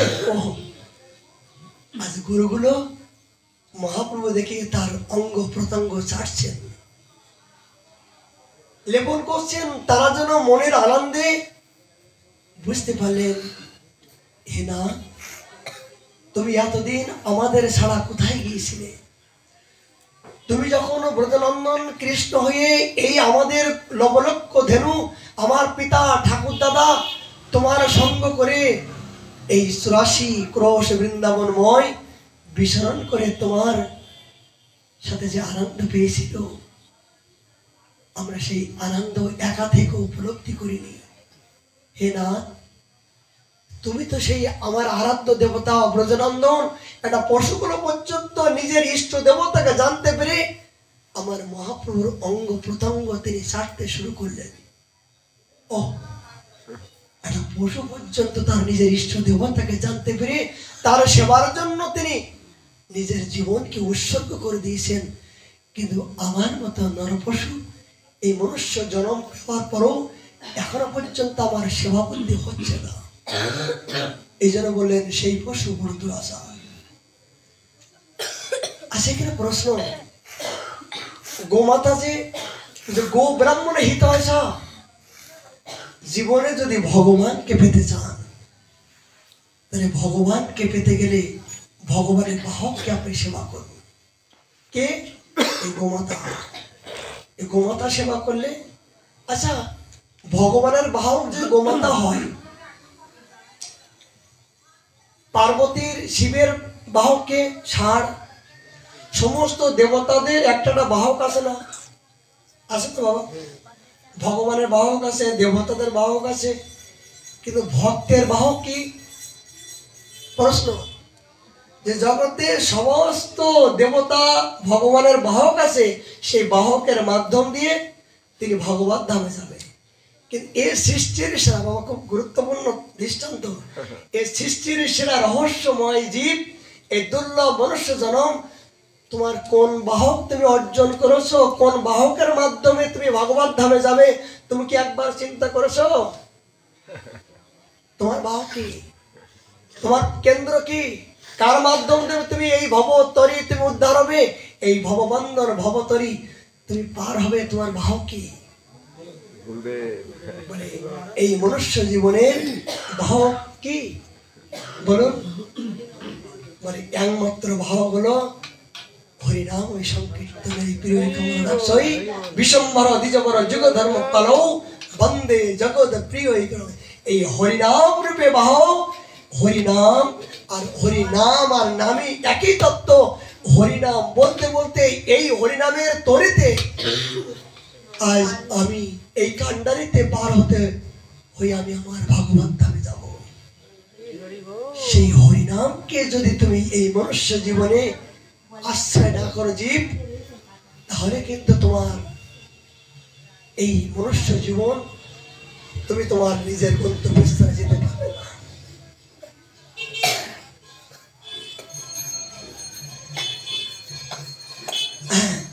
আচ্ছা, গরুগুলো যখন, এখানে প্রশ্ন, আচ্ছা গরুর দেখবেন জিহ্বায় উপরের দিকে বিভিন্ন প্রকার কি দাঁত হতো না বাবা? গরুর জিহ্বায় কি যখন চাটে তখন কি হয়? বিভিন্ন প্রকার দাঁত মতন ধারালো ধারালো। তো এখানে প্রশ্ন, গরুগুলো যখন ভগবানের গায়ে বারবার চাটছেন, তাহলে ভগবানের গায়ে কি লাগতো না? এই গরুগুলো কি এদের কি কোনো রকম ভগবানের উপর দরদ নাই? সত্য কিনা যে ভগবানের গায়ে চাটছেন, জিহ্বা দিয়ে লালন পালন করছেন, কিন্তু ওনার তো জিহ্বা তো বিভিন্ন প্রকার কাঁটাযুক্ত, ক্ষত হবার কথা। কিন্তু গুরুগুলো পর্যন্ত জানতে পেরেছেন যে প্রভুর চরণে যখন আমার এই কাঁটাযুক্ত জিহ্বা লালন লেপন করব, তখন আমার প্রভুর গায়ে কষ্ট হবে। কি করলেন? ওই জিহ্বাটা উল্টাই দিয়ে নরমযুক্ত, যেখানে নরমযুক্ত উল্টাইয়ে দেওয়ার পরে সে উল্টানো জিহ্বা দিয়ে আমার প্রভুর গায়ে তিনি চাটছেন। একটা পশু পর্যন্ত জানতে পারলেন যে প্রভুর সেবা করতে গেলে কোন জাতির সেবা করলে প্রসন্ন হয়। কিন্তু আমি এই মানবরূপী পশু এখনো পর্যন্ত সেই সেবার প্রবৃত্তি বা কেমন করে সেবা করব, কেমন করে সেবা করে প্রসন্ন হবে সেই ইষ্ট দেবতার প্রসন্নতা করার জন্য একবারও চিন্তা করি না। গাছের থেকে ফুলগুলো তুলছি আর তুলিয়ে এ ভগবান গোবিন্দায় নমঃ। গাছের থেকে তুলসীগুলো তুলছি, এ কৃষ্ণ গোবিন্দায় নমঃ। তাই কি হলো? গাছের থেকে তোলার পরে সেই ফুলটা আপনি যদি ভগবান দেন, কিন্তু একবার চিন্তা করেছেন যে ফুলটা দেওয়ার মধ্য দিয়ে প্রভুর সুখ হচ্ছে কি দুঃখ হচ্ছে? মানে সুখ কোথায়? হ্যাঁ, ফুল দিলে সুখ হবে, কিন্তু দেওয়ার মতো দিতে হবে। ওই ফুলটা যখন বোটা থাকবে, ওই বোটা তো আমার শ্রীমতী রাধারানীর কোমর, এই ফুলের পাপড়িগুলো পর্যন্ত আমার শ্রীমতীর চরণে লাগলে তার কষ্ট হয়। ফুলের সুকোমল এই ফুলটা পাপড়ি পর্যন্ত শ্রীমতীর গায়ে স্পর্শ করলে তারও কষ্ট হয়। আর আমি ফুলের বোটা শুধু যদি ভগবানের চরণে ফেলে দিলাম, তাহলে তার কি সেই সেবায় সুখ হচ্ছে কি দুঃখ হচ্ছে? সেটা কি আপনি চিন্তা করেছেন যে সুখ কোথায়? এগুলো সাবধান। যখন যেটুকু আপনি সেবা করবেন, সেই সেবার মধ্য দিয়ে যেন আমার ইষ্ট দেবতার সুখ উপলব্ধি করতে পারি। মানে ভগবানের সামনে জল দিলাম, গরম জল দিলাম, তা গরম জলটা উষ্ণ হলো না ফুটন্ত গরম হলো, সেটা আমি একবার চিন্তাও করলাম। ওই গরম করলাম তো দিলাম, গরম জল দিতে হয়তো দিলাম, কিন্তু না, সেবা শিখতে হবে। এই সেবা বুদ্ধি না শেখা পর্যন্ত ভগবান করুণা করবে না। যখন জলটা গরম হচ্ছে কিনা, বেশি হচ্ছে কি কম হচ্ছে, সেটা আবার হাতে করে নিজের হাতে ধারণ করুন, দেখুন যে আপনি নিজেই ধারণ করতে পারছেন কিনা। এটা প্রভুর মুখে দিলে তিনি গ্রহণ করতে পারবেন কিনা, প্রভুর সুখ পাবেন কিনা, তার কোনো কষ্ট হবে কিনা, এটাও আপনার চিন্তার বিষয়। সেবা মন গড়া কল্পিত ভাবে সেবা করলে হবে না। সেবাটা জানতে হবে যে আমার প্রভুর সুখ কিসে হবে, আমার গুরুদেবের সুখ কিসে হবে। গুরুদেব বললো তাই এটা করো, এটা করলাম, কিন্তু করার মধ্য দিয়ে সেই করাটা তিনি প্রসন্ন থেকে না, সে করার মধ্য দিয়ে তিনি সুখী আছেন কিনা, সেটাও তো আমার চিন্তার বিষয়। আদেশ করলো তাই করলাম, এটা নয়। সে আদেশের মধ্য দিয়ে তার প্রসন্নতা আছে কিনা, সেটাও আপনাকে বিবেচনা করতে হবে। আচ্ছা, তুলসী এগুলো আমাদের সাধন বাবা, পাঠ করলে তো একটা দর্শনমূলক একটা লীলা বলে যাবো, 2 ঘন্টা লেগে যাবে। কিন্তু আমাদের সাধ্য সাধন তত্ত্বগুলো কেন আমাদের ভক্তি মহারানী, আমরা একবার কৃষ্ণ নামে যত পাপ করে জীবের কি সাধ্য আছে তত পাপ হরে, কিন্তু লক্ষবার হরিনাম করতে করতে কত মালা ছিঁড়ে যাচ্ছে, কত ঝুলিগুলো ছিঁড়ে যাচ্ছে, কিন্তু প্রেম উপলব্ধি করতে পারছি না। মানে মালা কত মালা ছিঁড়ে যাচ্ছে, ঝুলিগুলো কত মালা ছিঁড়ে যাচ্ছে, কিন্তু এখনো পর্যন্ত প্রেমটা উপলব্ধি করছে না। কেন? আর না পাওয়ার কারণ হলো যে জল তো দিতেই আসি, কিন্তু তাকে দেখলাম তলা তো ছিদ্র।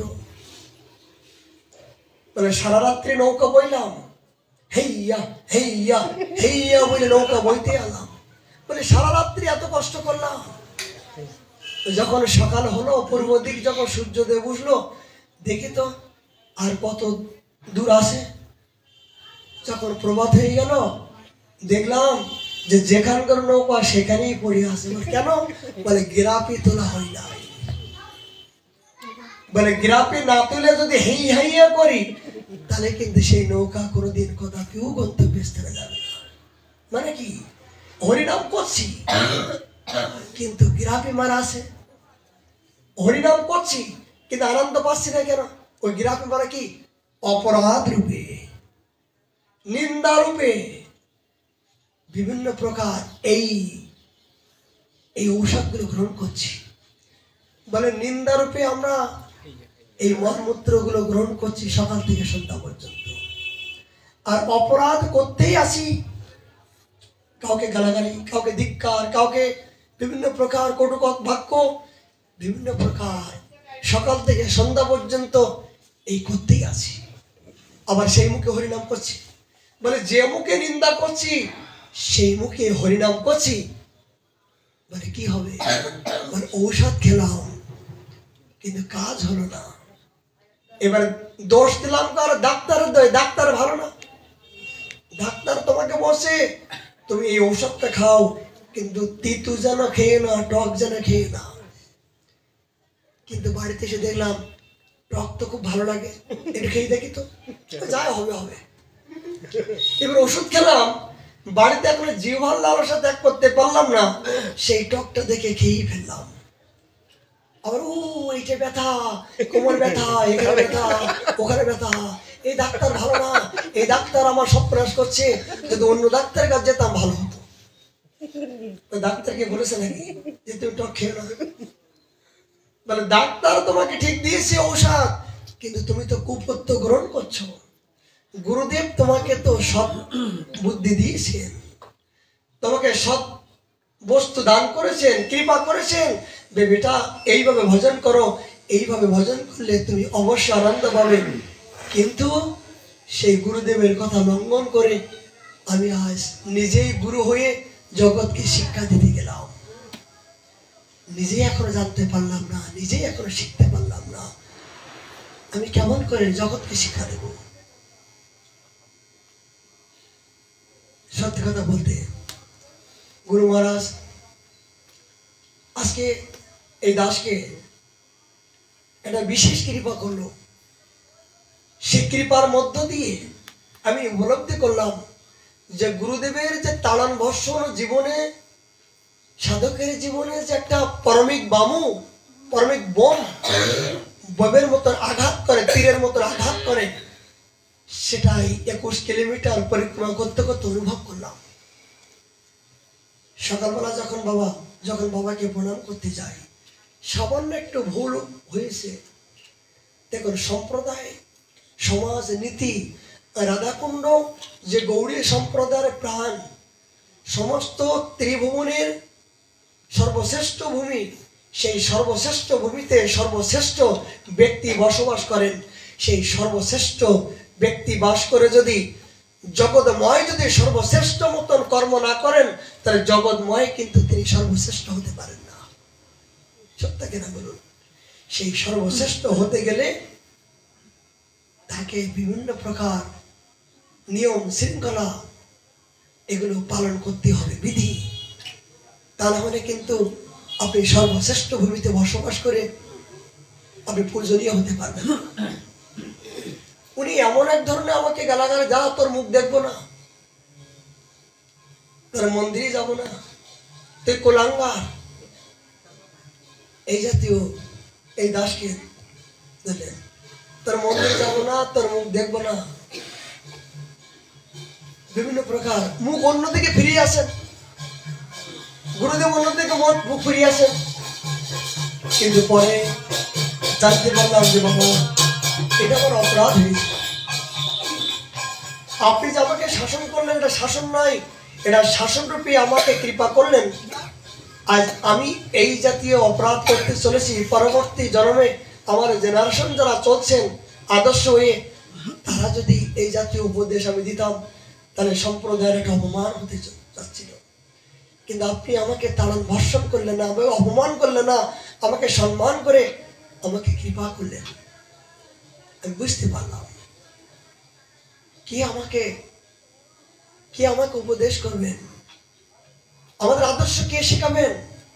আচার্যগণ আমাদের সম্মুখে আসবে না, কিন্তু আচার্যের আদর্শগুলো আজ যারা পালন করছেন, যারা জগতে বিভিন্ন প্রকার আদর্শ নিয়ে তারা ভজনে এই পথ অগ্রসর হয়েছেন, যদি তাদের আদর্শে আপনি আদর্শবান হতে চান, তাদের অনুগত্য, তাদের ছায়াতলে যদি আপনি চলেন, অবশ্যই আপনার চলাবলায় যদি কোনো ভুল হয়ে যায়, তারা আপনাকে শাসন করবে, ভর্ষণ করবে। কেন করবে? যে আপনার চলার পথে ভুল হচ্ছে, তাই তারা কৃপা করে আপনাকে শাসন করবেন যে খবরদার এটা তুমি করো না। এই জন্য আশ্রয় অনুগত্য কেন করতে হয়, আশ্রয় কেন করতে হয়, মহতের ছায় কেন যেতে হয়? যে আমার জগতে আমার তো দুরমতি ভরা, দুরমতি অগতি সতত অসতমতি নাই স্বীকৃতি লাগে জীবনে বাবা, এই দুরমতি ভরা, অজ্ঞানতা ভরা। কিন্তু একজন জীবনে যদি কাউকে পথ প্রদর্শক হিসেবে আপনি নিজের জীবনকে যদি রাখেন, তাহলে আপনার চলাবলায় তিনি ছায়াস্বরূপ আপনার ভুলগুলো সংশোধন করে দেবেন। আর এই ভুলটা যদি আপনি নিজের ভুলটা ধরতে পারেন, তবেই আপনি একজন জগতে মহামানব, ঋষি, তপস্বী, ব্রহ্মর্ষি হয়ে আপনি একজন এই মনুষ্য জীবনের সার্থকতা তখনই হবে যখন আপনি নিজের ভুলকে আপনি নিজে ধরতে পারবেন। নিজের ভুলকে যখন নিজে ধরতে পারবেন, তখন আপনি মহামানবের পরিচয় তখন বুঝতে পারবেন। কিন্তু নিজে শত সহস্র ভুল করার পরেও নিজের ভুলকে আপনি ধরার চেষ্টা করছেন না, বলে সে মানুষ নামে কলঙ্কিত। মানুষ নামে কলঙ্কিত ছাড়া কিছু নয়। এই জন্য বাবা, শাসন যিনি করেন ভালো তিনি বাসেন, সবাইকে শাসন করেন না আর সবাইকে ভালোবাসেন না। যাকে জগতে ভালোবাসে, যাকে জগৎ আপন করে, তাকে চুলির মুঠে ধরে দুটো থাপড় মারতেও তিনি দ্বিধাবোধ করেন না। যাকে প্রাণ থেকে ভালোবাসে, তাকে চুলির মুঠে থেকে সবার সামনে অপমান করতেও দ্বিধাবোধ করেন না। তিনি জানেন যে একে থাপড় মারলেও সে থাপড় খেয়েও আমার থেকে দূরে যাবে না। কিন্তু সবাইকে থাপড় মারলে সহ্য করতে পারবে না, সবাইকে অপমান করলে যতক্ষণ পর্যন্ত এই অভিমান রূপে এই পশু ভিতরে বাস করছে, আমি আমার ধনের অভিমান, অর্থের অভিমান, রূপের অভিমান, পাণ্ডিত্যের অভিমান, এই জড়জগতের অভিমান রূপে এই সম্পত্তি অধিকারী যার ভিতরে যত বেশি, তিনি কিন্তু গুরুদের জন্য তাকে সাবধান করে দিচ্ছি, সে গুরু সেবায় কোনোদিন যাবে না। সে কোনোদিন গুরু সেবা, মহৎ সেবা, বৈষ্ণব সেবা যাবে না। গেলে কিন্তু তুমি আঘাত পেয়ে, কষ্ট পেয়ে নিজেকে আরো দুঃখী হবে। যদি এই পশুগুলো যদি নিজেকে বিসর্জন দিতে পারো, নিজের এই পশুগুলো পর্যন্ত নিজের আগুনে পুড়িয়ে সারকার করে যদি নিজেকে নিঃস্বরিক্ত হয়ে যদি যেতে পারো, যে যত আঘাত, যত ব্যথা বেদনা অপমান হোক না কেন, আমি তো সেবার জন্য মনুষ্য জীবন পেলাম। গুরুদেব, তুমি আমাকে যতই আঘাত করো, অপমান করো, তোমাকে ছেড়ে যাবে কোথায়? ভগবানের কাছে গেলে তো আমাকে আদেশ করবে না, নির্দেশ করবে না। আমি জানতে পারলাম পরম করুণ শ্রী গুরুদেব আমার একমাত্র প্রেম দাতা, এই প্রেম দেবার একমাত্র অধিকারী হলেন প্রেম কল্পতরু, সাক্ষাৎ গুরুদেব বলে সাক্ষাৎ প্রেম কল্পতরু। এই গুরুদেব আমি জানতে পারলাম তুমি হলে সাক্ষাৎ প্রেম কল্পতরু। কিন্তু এই জীবনে যদি আমি প্রেম কল্পতরুর সন্ধান পেও, আমি যদি সামান্য কারণে, দুর্বুদ্ধি কারণে যদি আমি অভিমানে, অহংকারে আমি সেবার থেকে বঞ্চিত হই, তাহলে তো আমি সেই সম্পত্তি থেকে আমি বঞ্চিত হলাম। আমি সেবা থেকে বঞ্চিত হব মানে কি? আমি প্রেম থেকে বঞ্চিত। গুরুদেবের সেবা থেকে বঞ্চিত হব মানে কি? আমি সেই ভক্তি রাজ্যের ভগবানের থেকে বঞ্চিত হলাম। গুরু সেবার থেকে বঞ্চিত হওয়া মানে কি? ভগবানের থেকে বঞ্চিত হলাম, ভক্তি মহারাজ থেকে বঞ্চিত হলাম। যতই আমি ভগবানের সামনে মাথা ডলা দিই না কেন, যতই ধামে বাস করি না কেন, যতই হরিনাম করি না কেন, যতক্ষণ পর্যন্ত গুরু চরণে আমি আহতি নিজেকে না দিতে পারবো, নিজেকে বিসর্জন না দিতে পারবো, ততক্ষণ পর্যন্ত ওখানে গেলেও কাজ হবে না। আমার গুরুমা বলেন, বৃক্ষ যেমন কাটিলেই কিছু না বলে, বৃক্ষের গোড়ায় যেমন জল দিলে শাখা প্রশাখা সমস্ত ডালপালা পর্যন্ত সবকিছু পরিপূর্ণ হয়ে যায়, ঠিক ভক্তি জগতের বৃক্ষ কোথায় বলুন? বৃক্ষের গোড়ায় যেমন জল দান করলে সমস্ত শাখা প্রশাখা সমস্ত ফল ফুল আদি সব পরিপূর্ণ হয়ে যায়, ভক্তি জগতের গোড়া কোথায়? ভক্তি রাজ্যের গোড়া কোথায়? ভক্তি রাজ্যের গোড়া হলো প্রেম কল্পতরু, শ্রী গুরু প্রেম কল্পতরু, অদ্ভুত যাক প্রকাশ। এই ভক্তি রাজ্যের একমাত্র গোড়া হলো শ্রী গুরুদেব। তার চরণে যদি একবার জল দাও, তার চরণে জল দিলে সেই জলটা কোথায় যাচ্ছে? যেমন বৃক্ষলতায় জ্বলে যাচ্ছেন, গুরুদেবের চরণে জল সিঞ্চন করলে ভগবান পর্যন্ত পৌঁছায় যাচ্ছেন। সেই সাক্ষাৎ প্রেম কল্পতরু শ্রীমতী রাধারানীর আহ্লাদের শক্তির সেই পর্যন্ত আপনার জলটা পৌঁছে যাচ্ছেন। কেন? এই গুরুদেবের মাধ্যম দিয়ে তো আপনি ওই সেবায় আপনি নিয়োজিত হতে পারবেন। আপনি প্রেম রাজ্যে কে নিয়ে যাবেন?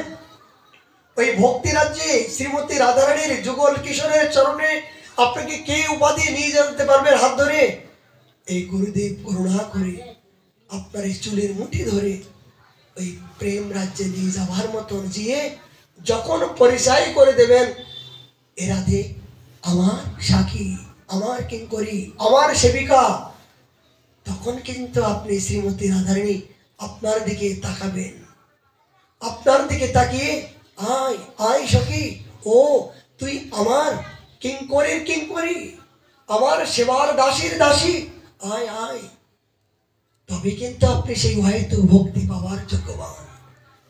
তা না হলে কিন্তু ওই গাছের গোড়ায় যদি ফুলে জল দিলাম, ডালা জল দিলাম, তাহলে ডালে জল দিলাম কি হলো? এই তুলসী বৃক্ষে ওপরে জল দিলাম, ওপরে জল দিলে গোলে আসবে কিন্তু পরিপূর্ণ আসবে না।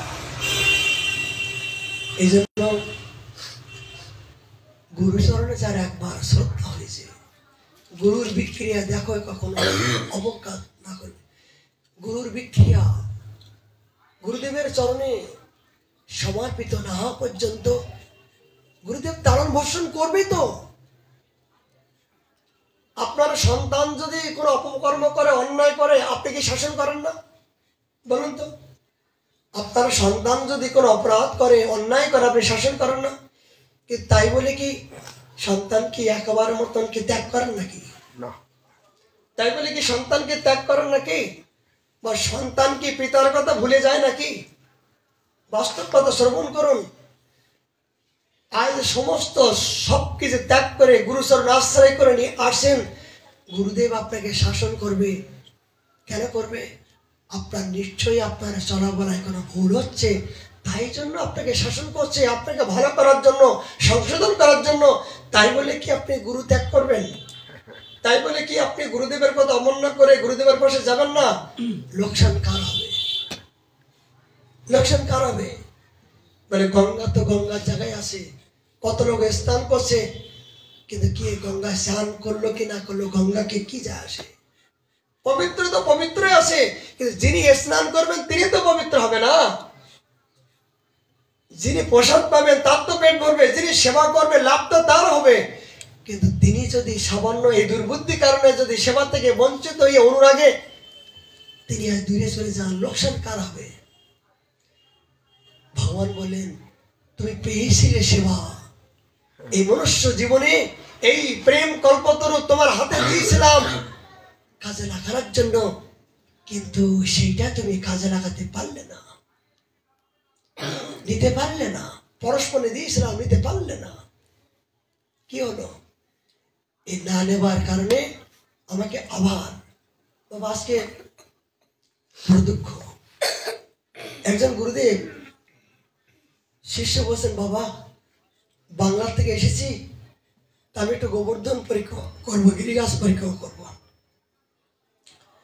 তা গুরুদেব বলছে, খবরদার গিরিরাজ পরিক্রমা করবে না, তুমি যে গিরিরাজ পরিক্রমা করো তাহলে কিন্তু আমি তোমাকে ত্যাগ করবো। যায় এখনো পর্যন্ত সাধুদের ভিতরে কোন জাতীয় দুষ্ট বুদ্ধি কলি কাজ করছে কিনা? বলছে তুমি যদি গৃহস্থ পরিক্রমা করো, খবরদার তুমি আশ্রমে থাকতে পারবে না। সেই শিষ্য কি করলো জানেন? পরিণতি, তার পূর্বজন্মের সংস্কার গৃহস্থ পরিক্রমা প্রকৃত সাধন সম্বন্ধে তিনি জানতে পারলেন। এই জন্য গৃহস্থ পরিক্রমা করার জন্য নিষ্ঠা হয়েছিলেন। গুরুদেব তাকে বারণ করলেন, কিছুদিন থাকলেন, গুরুদেবের আজ্ঞা লঙ্ঘন করতে পারছে না। এবার বাংলায় গিয়ে একজন মুসলমানের মেয়েকে বিবাহ করে আজ নিজের ধর্মকে পদদলিত করলো। চিন্তা করা যায়, তার জীবনের প্রকৃত সংস্কারটা আজকে গুরুদেবের মাধ্যম দিয়ে জাগ্রত করতে চাইছিল, কিন্তু ইহানো শুক্রাচার্য নামে যে গুরুদেবের জগতে আছেন, তারা আজকে যে সংস্কারটা, সে আধারটা সঠিক কাজে না লাগিয়ে তাকে ডাস্টবিনে ফেলে দিল। সে মনের দুঃখে কাতরে মুসলমানের ঘরে বিবাহ করে আজকে ধর্মচ্যুত হল। বলুন এর জন্য কে দায়ী? কে দায়ী? দুঃখজনক। এই জন্য সাবধান গুরুতত্ত্ব সম্বন্ধে। জগতে অনেকে গুরুদেব আছেন, কিন্তু যে গুরুদেব যদি বলে, কোন গুরুদেব লিখে রাখুন, কোন গুরুদেব যে বলে যে বৃন্দাবনে বাস করো না, বৃন্দাবনে যেও না, এবার বৃন্দাবনে যাও, গিরিরাজ পরিক্রমা করো না, বলে দূর থেকে ধন্যবাদ করবা। কেন? বৃন্দাবনে এসে যদি কেউ গিরিগোবর্ধন পরিক্রমা না করে, তাহলে বৃন্দাবনে আশাটাই তার ব্যর্থ হয়ে গেল। তাহলে বৃন্দাবনে বাসও ব্যর্থ হলো। কেন? এই বৃন্দাবনে একমাত্র ঠাকুরকে গিরিরাজ, বৃন্দাবনের একমাত্র ঠাকুর গিরিরাজ। বৃন্দাবনে বাস করেও, বৃন্দাবনে এসেও যদি সেই গিরিরাজকে পরিক্রমা, গিরিরাজকে সম্মান যদি না করা হয়, তাহলে বৃন্দাবনে ঠাকুরকে সম্মান করলাম না, তাহলে বৃন্দাবনে এসে কি লাভ হলো? বলুন। আপনাকে ভালোবাসি গুরুদেব, আপনাকে ভালোবাসি, এটা এক গ্লাস জল নেয় তো, বলে গুরুদেব এখন সময় নাই, বাড়িতে অনেক কাজ বাকি আছে। এই জাতীয় কপটতা নিয়ে আমরা বৃন্দাবনে বাস করছি, এই জাতীয় কপটতা নিয়ে আমরা ভজন রাজ্যে প্রবেশ করছি, তাহলে আমাদের জীবনে দুঃখ হবে না, তা কার জীবন হবে? বলুন তো, আমাদের জীবনে দুঃখ হবে না, কার জীবন হবে? দেখুন, এটা বাস্তব কথা বাবা। এই সারাদিন অনুভব করে বলতে ইচ্ছা হচ্ছে, আজকে গিরিরাজ পরিক্রমা করতে করতে অনুভব কেমন। একজন মা ওই প্রতিদিন জঙ্গলের মধ্য দিয়ে ঝাড়ু দেয়, তারপরে টাকা পয়সা কেউ দেয় না, কেউ যদি 2-10 টাকা দেয় তাই দিয়ে জীবিকা নির্বাহ করে। এই দিয়ে আনন্দ সহকারে যে বাবা বাবা আশীর্বাদ করো যেন আমার গিরিরাজ মহারাজের সেবা করতে পারি।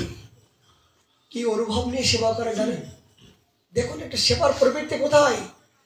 তিনি ঝাড়ু দেন আর মনে করেন, এ রাধে তোমার চরণ ধরে তো পাবো না, কিন্তু এই জঙ্গলের মধ্য দিয়ে কত নিষ্কিঞ্চন সাধু যাচ্ছে, সমস্ত ধুলিগুলো তো এই রজের মধ্য দিয়ে পড়ে আছে, এই ঝাড়ু দিয়ে যদি আমি পরিষ্কার করি, এই ঝাড়ুর মাধ্যম দিয়ে যদি এটি স্পর্শ হয়ে যায়, আর ওই স্পর্শটা যদি আমার দেহটায় পাপিষ্ঠ দেহ লাগে, যদি তোমার কোনোদিন করুণাময়ীর কৃপা হয়, এই অনুভব নিয়ে তিনি ঝাড়ু দেন।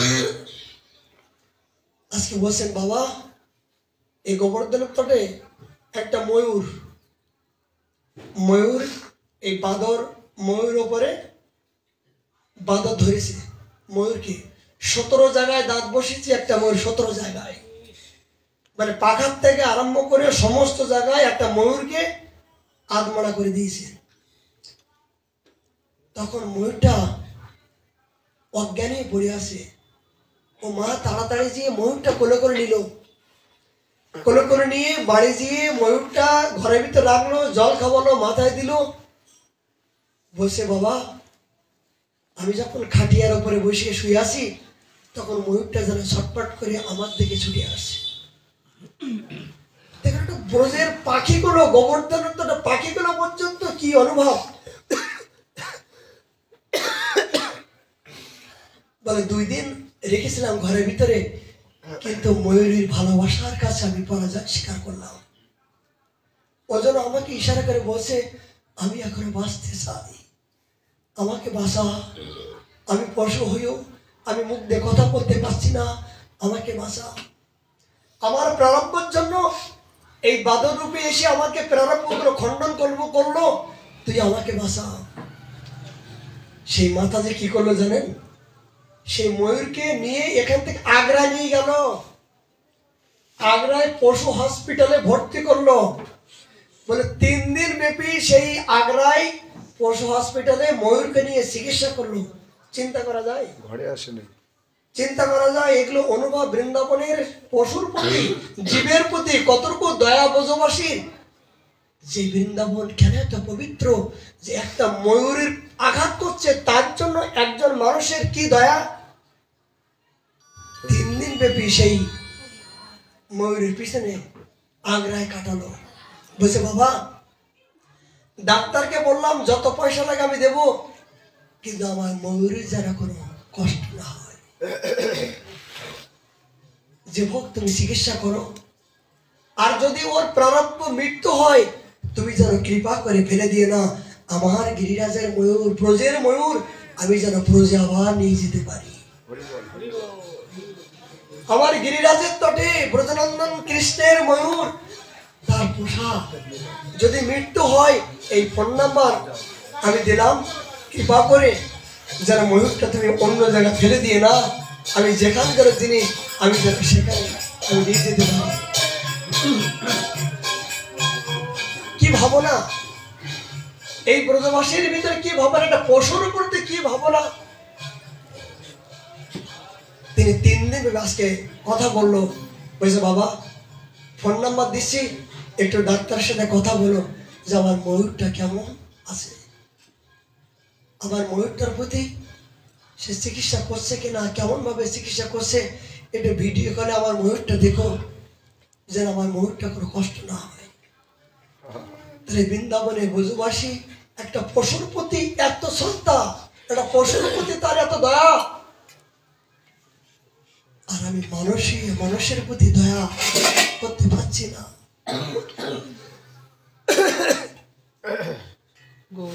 জানেন, বাদর যখন এই বাদরগুলো একটা মারা যায়, এই বৃন্দাবনে অনেক লাইটের খাম্বার থেকে একটা বাদর যদি মরে যায়, ব্রজবাসী কি করে জানেন তো? এই বাদরগুলো পর্যন্ত নিয়ে বাদরের ওজনের লবণগুলো দিয়ে মাটির নিচে দিয়ে তাদেরকে সমাধি করে আসে, বাদরগুলো পর্যন্ত। আরেকটা অনুভবের কথা বলি, এই ললিতা কুণ্ডে, এই ললিতা কুণ্ডে যখন সংস্কার হচ্ছে, দেখেন ব্রজবাসীর ভালোবাসা, ব্রজের প্রেমটা কি এটা উপলব্ধি করুন। জীবে দয়া কারে বলে? এই ললিতা কুণ্ডে যখন সংস্কার হচ্ছে, জল দুমকল দিয়ে পরিষ্কার করলো, হঠাৎ করে এখানে আমাদের কিছু কিছু এই মহল্লা আছে, তারা বড় বড় মাগুর মাছ, বিভিন্ন প্রকার কাঁচুয়া দিয়ে তারা গ্রহণ করে। এবার রাত্রিবেলায়, গভীর রাত্রে তারা বড় জাল নিয়ে এই ললিতা কুণ্ডেই ফেলেছে। ও হঠাৎ করে ব্রজবাসীরা জানতে পারলো বাবা। জানার পরে ঘরের থেকে বড় বড় অস্ত্র নিয়ে বলছে, যে অস্ত্র দিয়ে আজকে তোরা এই জীব হত্যা করবি, সে অস্ত্র দিয়ে তোদের হত্যা করবো। বলে 8-10 জন ব্রজবাসীগণ অস্ত্র নিয়ে তাদেরকে মারার জন্য ছুটে আসলো। তারা জাল টাল ফেলে পালালো। চিন্তা করতে পারেন, এই ব্রজের একমাত্র যে ভালোবাসা, জীবের প্রতি দয়া, একমাত্র এখানে দেখা যায়। কই আমরা এই জাতীয় চিন্তা ভাবনা কোনোদিন হয়? একটা রাস্তায়, একটা বাস্তব কথা, রাস্তায় অনেক বাবা, বৃদ্ধ বাবারা যদি না খেয়ে থাকে, পড়ে থাকে, ওষুধ অবস্থায়, দেখবেন ব্রজবাসী মায়েরা যে জিজ্ঞাসা করে, भैया बाबा तुम क्यों बैठा है, क्या हो रहा है? ব্রজবাসী মায়েরা গিয়ে সেই বাবাদের পাশে গিয়ে খোঁজ খবর নেয়। এমনকি তারা যদি না হয় বাড়ির থেকে লোক পাঠিয়ে দেখো তো বাবার কি হয়েছে। জঙ্গলের মধ্য দিয়ে সেই বাবাকে নিয়ে ডাক্তার কবিরাজ যা কিছু লাগে তাদের খরচে দিয়ে খরচ খরচা করে চিকিৎসা করে। কি বৃন্দাবনে অপ্রাকৃত। যদি বলেন আমার ছেলে নাই মেয়ে নাই কেউ নাই, বলে জগতে কেউ না হলেও ভগবান যদি তোমার পাশে থাকে, ভগবান যদি তোমার সহায় থাকে, তাহলে দেখবা তোমার বিপদে কেউ না কেউ আসবে, তোমার পাশে কেউ না কেউ আসবে, অবশ্য রক্ষা করবে। তা না হলে বলুন তো এই যে বৃদ্ধ মায়েরা আজকে সন্তান আদি সব কিছু ত্যাগ করে এই যে রাধাকুণ্ডের তটে বসে ভিক্ষা করছেন, ওদের তো আহা বলে কেউ নাই। আচ্ছা অনেক বাবাজি মহারাজ এই যে কুটিয়া বসে ভজন করছেন, এক গ্লাস জল দেওয়ার লোক নাই, অনেকে বিরুদ্ধ হয়ে গেছেন। এই যে আমাদের গৌর গোবিন্দ বাবাজি মহারাজ জীবন দেখতে পাই, উনি অনেকে ভজন করেছেন বাবা। এতেই পাপিষ্ঠ দেখেছি এত ভজন করেছেন, এই বড় বড় চাকি নিয়ে এইরকম লাম মেরে মেরে রাধাকুণ্ডে পরিক্রমা করতো, এত সদাচার তার দেখতাম। তিনি সর্বক্ষণের জন্য এই হাত পা ধুতে ধুতে তার সমস্ত সাধাই গেছিল। বাথরুম পায়খানায় এবং শৌচাবচ ছিল, বিভিন্ন প্রকার তিনি খুব শশীভাই ছিল, কিন্তু খুব নিষ্ঠা ছিল, ভজনের নিষ্ঠা ছিল এবং ত্যাগ এবং রাধাকুণ্ডে ভজন করার পরে প্রেম সরোবরে ভজন করছিল। গুরু মহারাজ এই অধম গিয়েছিলাম তার কুটিয়ায়, তারপরে প্রেম সরোবর থেকে এই যে আমাদের এইখানে ভজন করছেন। কিন্তু শেষ মুহূর্তেই বিছানা সজ্জাইয়ে মলমূত্র পর্যন্ত বিছানা পর্যন্ত তিনি ত্যাগ করতে শুরু করলেন। আচ্ছা কথা যে তিনি যে সারা জীবন ভজন করেছেন, বিছানায় মলমূত্র তার উঠানোর লোক নাই, বলে কে জানেন 3 থেকে 4 জন সেবক তাকে লাইন দিয়েছিল। 3 থেকে 4 জন সেবক সকালে দুপুরে রাত্রি 3-4 জন সেবক লাইন দিয়ে, এবং বাবাজিরা পর্যন্ত এই পাপিষ্ঠ জীবনে দেখেছি যারা গিরিরাজ পরীক্ষা করে আমাদের রাধারমণ বাবার থেকে আরম্ভ করে, তারা কোনো গুরু না কিন্তু বৈষ্ণব হিসেবে তারা আজকে এই বিছানা থেকে উঠানো, কাপড় পরিষ্কার করা, ওষুধ খাওয়ানো, দেখানো, খাওয়ানো, গালে তেলে খাওয়ানো, কেউ না কেউ সেবার জন্য অগ্রসর হয়েছে। কেন?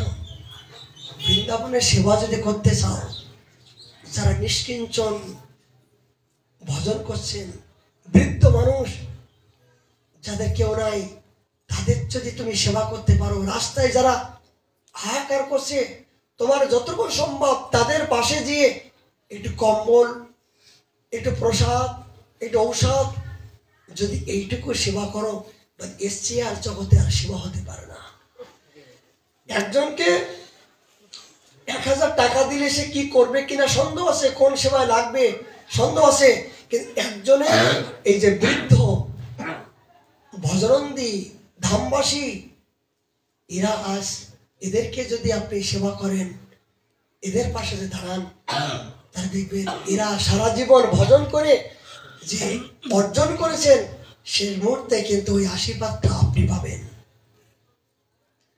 সারা জীবন ধরে যে ত্যাগ বৈরাগ্য নিয়ে ব্রজে ভজন করেছেন, যদি শেষ মুহূর্তে যদি এই জাতীয় কোনো সাধকের আপনি ভজন করা বা সেবা সুযোগ পান, তাহলে সারা জীবনের ভজন করে ত্যাগ বৈরাগ্য নিয়ে যে অর্জন করেছেন, তিনি প্রসন্ন হয়ে কিন্তু আপনাকে সেইটাই সম্পত্তি দান করবে। মাধবদেব পাদ তিনি শেষ মুহূর্তে কাল মলমূত্র ত্যাগ করে বিছানা সজ্জা হয়ে গেছিল। অন্য রামচন্দ্র পর্যন্ত তার শিষ্য তিনি ব্রহ্মজ্ঞানে বললেন, হে গুরুদেব তুমি তো স্বয়ং ব্রহ্ম, তুমি কাঁদছ কেন, তুমি দুঃখ কাঁদছ কেন, তুমি তো ব্রহ্মবাদী। তখন মাধবেন্দ্র বাবা তার শিষ্যকে বললেন, হে মহামূর্খ, আমি এই বৃন্দাবনে আমার যুগল কিশোরকেও লীলাভূমিতে থেকেও আমি এখনো পর্যন্ত তার দর্শন থেকে বঞ্চিত হলাম। আমি সেই বৃন্দাবনে বাস করতে পারলাম না, আমি সেই বিরহে আমি ক্রন্দন করছি, আমার প্রাণটা ফেটে যাচ্ছে, আমার জীবনটা ত্রাহি ত্রাহি আমার ভাব। আর তুই শিষ্য হয়ে আমার ব্যথাগুলো তুই না জানতে পেরে তুই আমাকে উপদেশ করছিস। আমি এখন বিছানা সজ্জা হয়েছি, আমাকে সেবা না করে তুই আমাকে উপদেশ করে ব্রহ্মবাদী জ্ঞানে আমাকে উপদেশ করছিস। দূর হয়ে যা, এখান থেকে দূর হয়ে যা, তোর মতন পোড়া কপাল শিষ্যর আমি মুখ দেখতে চাই না। সেই রামচন্দ্র খান কি হলেন? ব্রহ্মবাদী হয়ে, গুরু বিদ্বেষী হয়ে আজকে সারা জীবন তিনি নিন্দায় নিন্দায়, এমনকি স্বয়ং মহাপ্রভু পর্যন্ত নিন্দা করতে শুরু করলেন। দেখেন, গুরুমুখ বাক্য, গুরুদেবের মুখের বাক্য যদি একবার আসে আপনার জীবনে, আপনি সেই জাতীয়, সেখানে আপনি পতিত হবেন। সেই গুরুদেবের কথায় এমন ধরনের ব্রহ্মবাদী হয়ে গেলেন, সেই স্বয়ং চৈতন্যদেব মহাপ্রভু তাকে পর্যন্ত নিন্দা করতে শুরু করলো। মহাপ্রভু একদিন তিনি জগন্নাথ দেবের প্রসাদ পাচ্ছেন, গোবিন্দ প্রসাদের পরে মিষ্টি, এবার মিষ্টি যদি থাকে সেখানে পিপিলিকা থাকে। তো যখন এই রামচন্দ্র উনি যখন ওই গম্ভীরের ভিতরে প্রবেশ করলেন, তখন দেখছেন ওই সারি সারি পিপিলিকা শাড়ি। দেখবেন পিঁপড়ার শাড়ি দেখা যায় না, পিঁপড়ার শাড়ি কোথায়? যেখানে মিষ্টি থাকে। উনি দেখলেন যে পিপিলিকা শাড়ি। তা ও আর চৈতন্যদেব ত্যাগের ভূমিকায় অভিনয় করছে, কিন্তু এখনো পর্যন্ত মিষ্টি খাবার লালসা গেল না। উনি যে মিষ্টি খান, মিষ্টির প্রতি যে লালসা, সেটাই পিঁপড়ায় আমি সাক্ষী পাচ্ছি।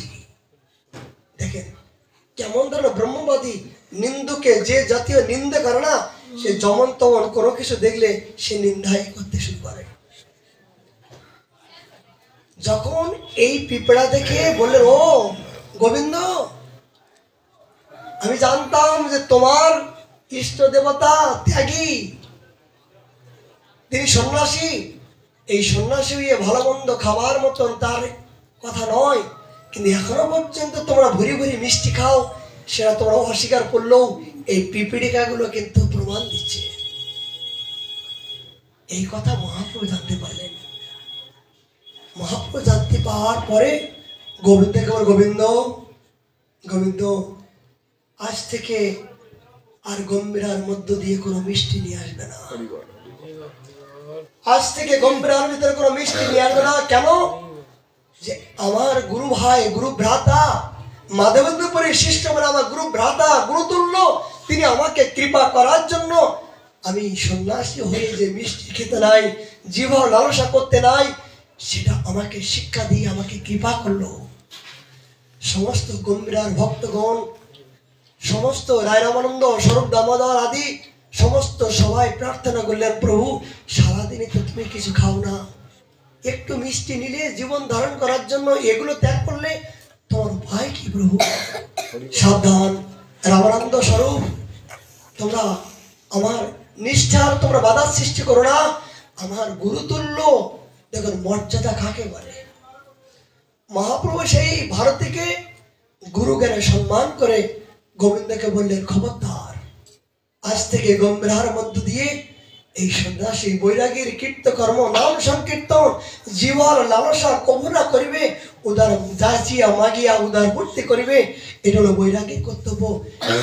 আমি তো সেটা বলে গিয়েছিলাম। কি শিক্ষা, কি শিক্ষা পেলেন? আর মহাপ্রভু তাকে গুরু জ্ঞানে সম্মান করলেন। এই পুরী গোসাই কোথা থেকে ব্রহ্মবাদী হয়ে তিনি নিন্দক হলেন? এই গুরুদেবের সেবার থেকে যখন বঞ্চিত হলেন, গুরুদেবকে যখন তিনি নির্দেশ করছেন, আদেশ করছেন, গুরুদেব তাকে বলে, যা দূর হয়ে যা, তার মুখ দেখতে চায় না, তিনি সেখান থেকে নিন্দক হলেন। কিন্তু সেই মাধবেন্দ্র পরিপাদের প্রেম, অপ্রাকৃত প্রেম কে দিলেন? ঈশ্বর পরিপাদ। এই ঈশ্বর পরিপাদের জীবনী আপনারা শুনেছেন। এই ঈশ্বর পরিপাদ তিনিও গুরু সেবা করার পরে গুরুদেব তাকে আশীর্বাদ করলেন, আমি তোকে আশীর্বাদ করলাম, তুই জগৎ গুরুর গুরু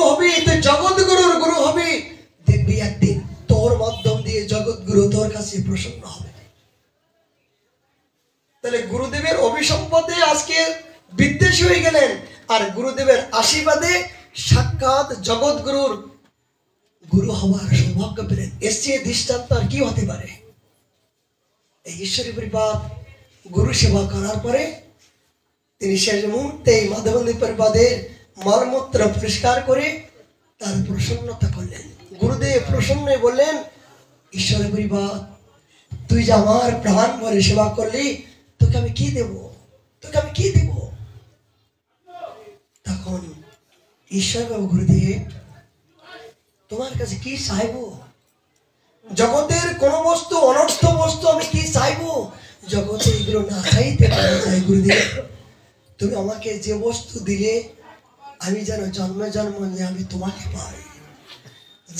যে কৃপা করলে, যে বস্তু দান করলে, তোমার মতন গুরুদেবের সেবায় আমি জন্মে জন্মান্তর দেন আমি তোমার সেবা দাস হয়ে আমি দাসত্ব করতে পারি। গুরুদেব, তুমি আমাকে এই সেবা দান করো, যে সেবাই একমাত্র পরম ধন, সেবায় যে ইষ্ট দেবতার প্রসন্নতা করা যায়, সেবায় যে একমাত্র সমস্ত বিশ্ব ব্রহ্মাণ্ডকে জয় করা যায়, সেবায় যে সমস্ত ব্রহ্মাণ্ডকে হাতের মুঠোয় করা যায়, সেটা আজকে বুঝতে পারলাম। এই গুরুদেব, তুই আমাকে এটা কৃপা করো। তখন মাধবেন্দ্র পাদ কৃপা করে ঈশ্বর পরিপাদকে আলিঙ্গন করে বললেন, যা যা ঈশ্বরী পরিপাদ, আমার সমস্ত সম্পত্তি আমি তোকে দান করলাম, আমি তোকে দান করলাম। এই মাধবেন্দ্র পাদের কৃপার প্রেমের সম্পত্তি পেলেন ঈশ্বরী পরিপাদ, আর ঈশ্বরী পরিপাদের কৃপা পেলেন স্বয়ং চৈতন্য মহাপ্রভু জগৎ পিতা। তিনি এই প্রেমেতে বিগলিত হয়ে আর জগৎময় প্রেম তিনি বিলাতে শুরু করলেন। এই জগতে প্রেমটা কোথা থেকে আসলো বাবা? চিন্তা করতে, জগৎময় যে কলিহত জীবের একমাত্র চৈতন্য দেব, এই প্রেমটা কোথা থেকে পেলেন বলুন? সূত্র কোথায়? এই ঈশ্বর পরিপাদের প্রেমের বিগলিত হয়ে যখন গয়ায় গিয়েছিল, আমরা পরবর্তী আলোচনা বলবো, এই ঈশ্বরী পরিপাদের দর্শন করা মাত্রেই, তাকে ভোজন করার মাধ্যম দিয়ে এখান থেকে তার শুরু হলো প্রেমের বিগলিত। এই গয়ার থেকে আসার পরে মহাপ্রভু প্রেম শুরু হলো। সত্য কিনা বাবা? শশী মাতা এইটা বললেন, নিমাই, এতদিন তো তোর এত প্রেম দেখতে পাই নাই, তোকে চোখের জল, তুই যেন আর আমাদেরকে চিনতে পারছিস না। এই প্রেম কোথায় পেয়েছিস? তুই যেন হালাবলা হয়ে গেছিস। আমি বুঝতে পারলাম, ওই যে গয়ায় গিয়ে তুই যে গুরুদেবের সঙ্গ করলি, এই গুরুদেবের সঙ্গ পাওয়ার পরে তুই যেন একটা নতুন কিছু পেয়েছিস। এই নতুন কিছু পাওয়ার পরে তুই আমাদেরকে ভুলতে চলেছিস। শশী কথা বললেন বাবা, খুব দর্শনমূলক, খুব সিদ্ধান্তমূলক আলোচনা। এগুলো যদি না শ্রবণ করি যে প্রেমের সূত্র কোথা থেকে, তখন মহাপ্রভু বললেন, আমি জানি না, আমি কখনো হাসি, কখনো কাঁদি, কখনো আমি উচ্চ স্বরে আমি কি বলি নিজেই জানি না, কিন্তু মা, এটা আমি বুঝতে পারলাম, আমার পিতৃতপন করার জন্য, পিতৃকুল উদ্ধার করার জন্য গয়ায় গিয়ে আমি কাজ খোঁজ করতে করতে হীরার সন্ধান পেয়ে গেলাম। মা, আমি এই গয়ায় গিয়ে আমার গুরুদেবের সাথে দর্শন পেলাম, যার মাধ্যম দিয়ে আমি জগতে অনার্পিত চিরাঞ্চরিত বিলাবার জন্য আমি প্রতিশ্রুতি নিয়ে এসেছি, এই কলিহত জীবকে উদ্ধার করার জন্য এসেছি। সেটা গুরুদেবের কাছে গস্তিত ছিল, গোপন ছিল। তাই সেই সম্পত্তি আমি আজ গয়ায় যেয়ে পেলাম। তাই সেই প্রেম পাওয়ার পরে কখনো হাসি, কখনো কাঁদি, কখনো আমি নিজেই কি বলি আমি নিজেই জানি না। এই জন্য গুরুদেবের থেকে এই প্রেম সম্পত্তি চলে আসে। প্রেম কল্পতরু জগৎগুরু স্বয়ং মহাপ্রভু তিনি ঈশ্বর পরিবারের পাদের কাছ থেকে এই সম্পত্তি নিয়ে জগৎময় তিনি বিলাবার মতন সমর্থবান হলেন। এইবার চিন্তা করুন যে জগতে প্রেম কোথায়? সেই গুরুচরণে যদি এখনো নিষ্ঠা না থাকে, গুরুচরণে যদি এখনো পর্যন্ত শ্রদ্ধা না থাকে, বিশ্ব ব্রহ্মাণ্ডে কোথায় গেলেও আপনি সুখী হবেন না, কোথাও গেলেও প্রেম পাবেন না, কোথাও গেলেও আপনি আনন্দ সুখ পাবেন না। সুখ একমাত্র কোথায়? সাধু সঙ্গে হরি কথা, যতক্ষণ পর্যন্ত সদ্গুরু শরণাশ্রয় করে অনুগত্য আপনি ভজন শুরু না করবেন। এই জন্য বাবা, যেমন মহাপ্রভু যেমন গয়ায় যে দীক্ষা নেবার পরে নিজের জীবনকে পরিবর্তন, শুনে রাখুন, এই মনুষ্য জীবনে যদি কোনো সদ্গুরুদেবের জীবনে কোনোদিন আশ্রয় হয়ে থাকে, এই দীক্ষা নেওয়ার পরে তার জীবনে নতুন কিছু অনুভূত হবে, হবেই হবে। লিখে নেন, জীবনে যদি কোনো সদ্গুরুদেব আপনার জীবনে মিলে যায়, তাহলে দীক্ষায় কর্ণে বীজ মন্ত্র যাওয়ার পরে আপনার জীবনে কিছু অনুভূতি আনন্দ যদি আপনি না পান, তাহলে মনে করবেন যে ওই বীজের মধ্য দিয়ে কোথাও ত্রুটি আছে,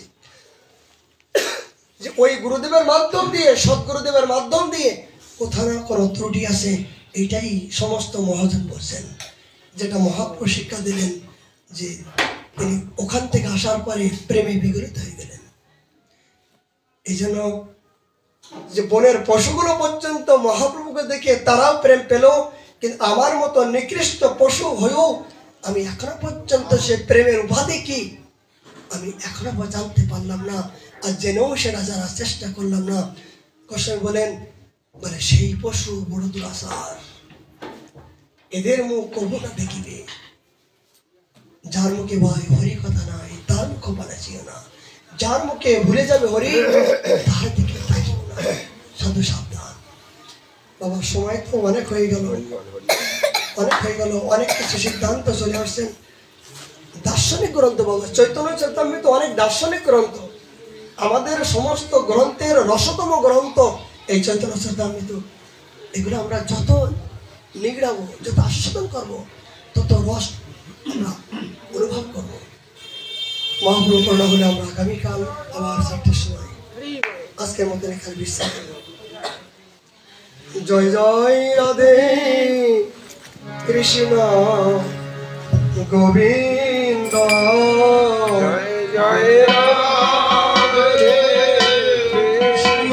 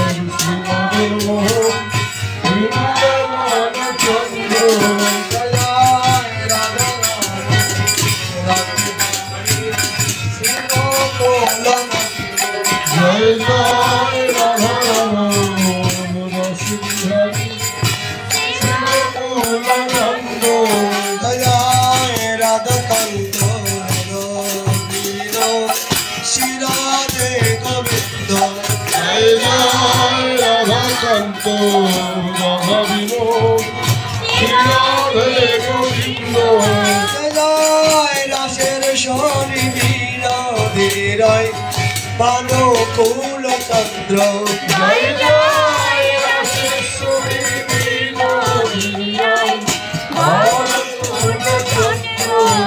জয় ললিতা সকল যত যোগী বৃন্দ, জয় জয় ললিতা সকল যত যোগী বৃন্দ, জয় শিরুভ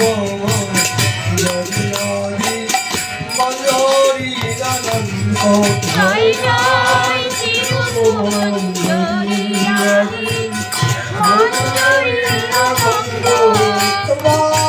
সবে মিলি করদয় আমি অতি মন্দ,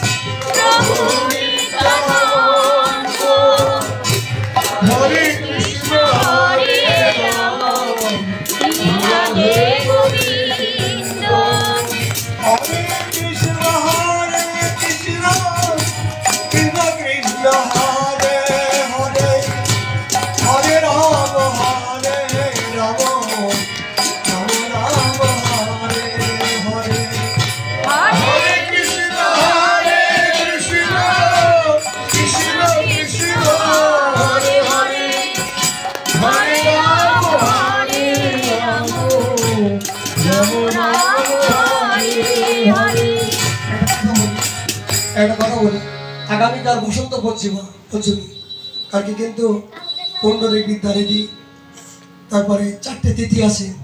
সে উপলক্ষে আমার রাধা মদন মোহনের ফুল বাংলা হবে রাত্রি, বিভিন্ন প্রকার অরিজিনাল ফুলের বাংলা হবে। ফুল বাংলা দর্শন করবেন এবং যথাসময় পাঠে আসবেন। কালকে 4 জনের খুব বিশিষ্ট তিথি, অনেক তিথি সম্বন্ধে আলোচনা হবে। যথাসময় আসবেন, একটু আলোচনা আমাদের বিস্তার করবো। এই তিথিতে এই মহতের জীবনে শ্রবণ না করলে আমরা কিন্তু এই বৃন্দাবনে বাস করতে পারি। বিষ্ণুপ্রিয়া দেবীর আবির্ভাব, পুণ্ডরিক বিদ্যারিধির আবির্ভাব, বিশ্বনাথ চক্রবর্তীর আবির্ভাব, এত বড় তীর্থ। এই 4 জন ব্যক্তির মহাতিথি কালকে আমরা সামান্য কিছু কাজ করবো, যথাসময় আসার চেষ্টা করবেন। এবং মদন মোহনের ফুল বাংলা হবে রাত্রি। দিল্লির থেকে অনেক বড় বড় অরিজিনাল ফুল আসা হয়েছে আপনাদের দর্শন করার জন্য, প্রভুর সুখের জন্য। হরে কৃষ্ণ কৃষ্ণ কৃষ্ণ হরে হরে, রাম হরে রাম রাম রাম হরে হরে। হরে কৃষ্ণ কৃষ্ণ কৃষ্ণ হরে হরে, হরে রাম রাম রাম হরে হরে।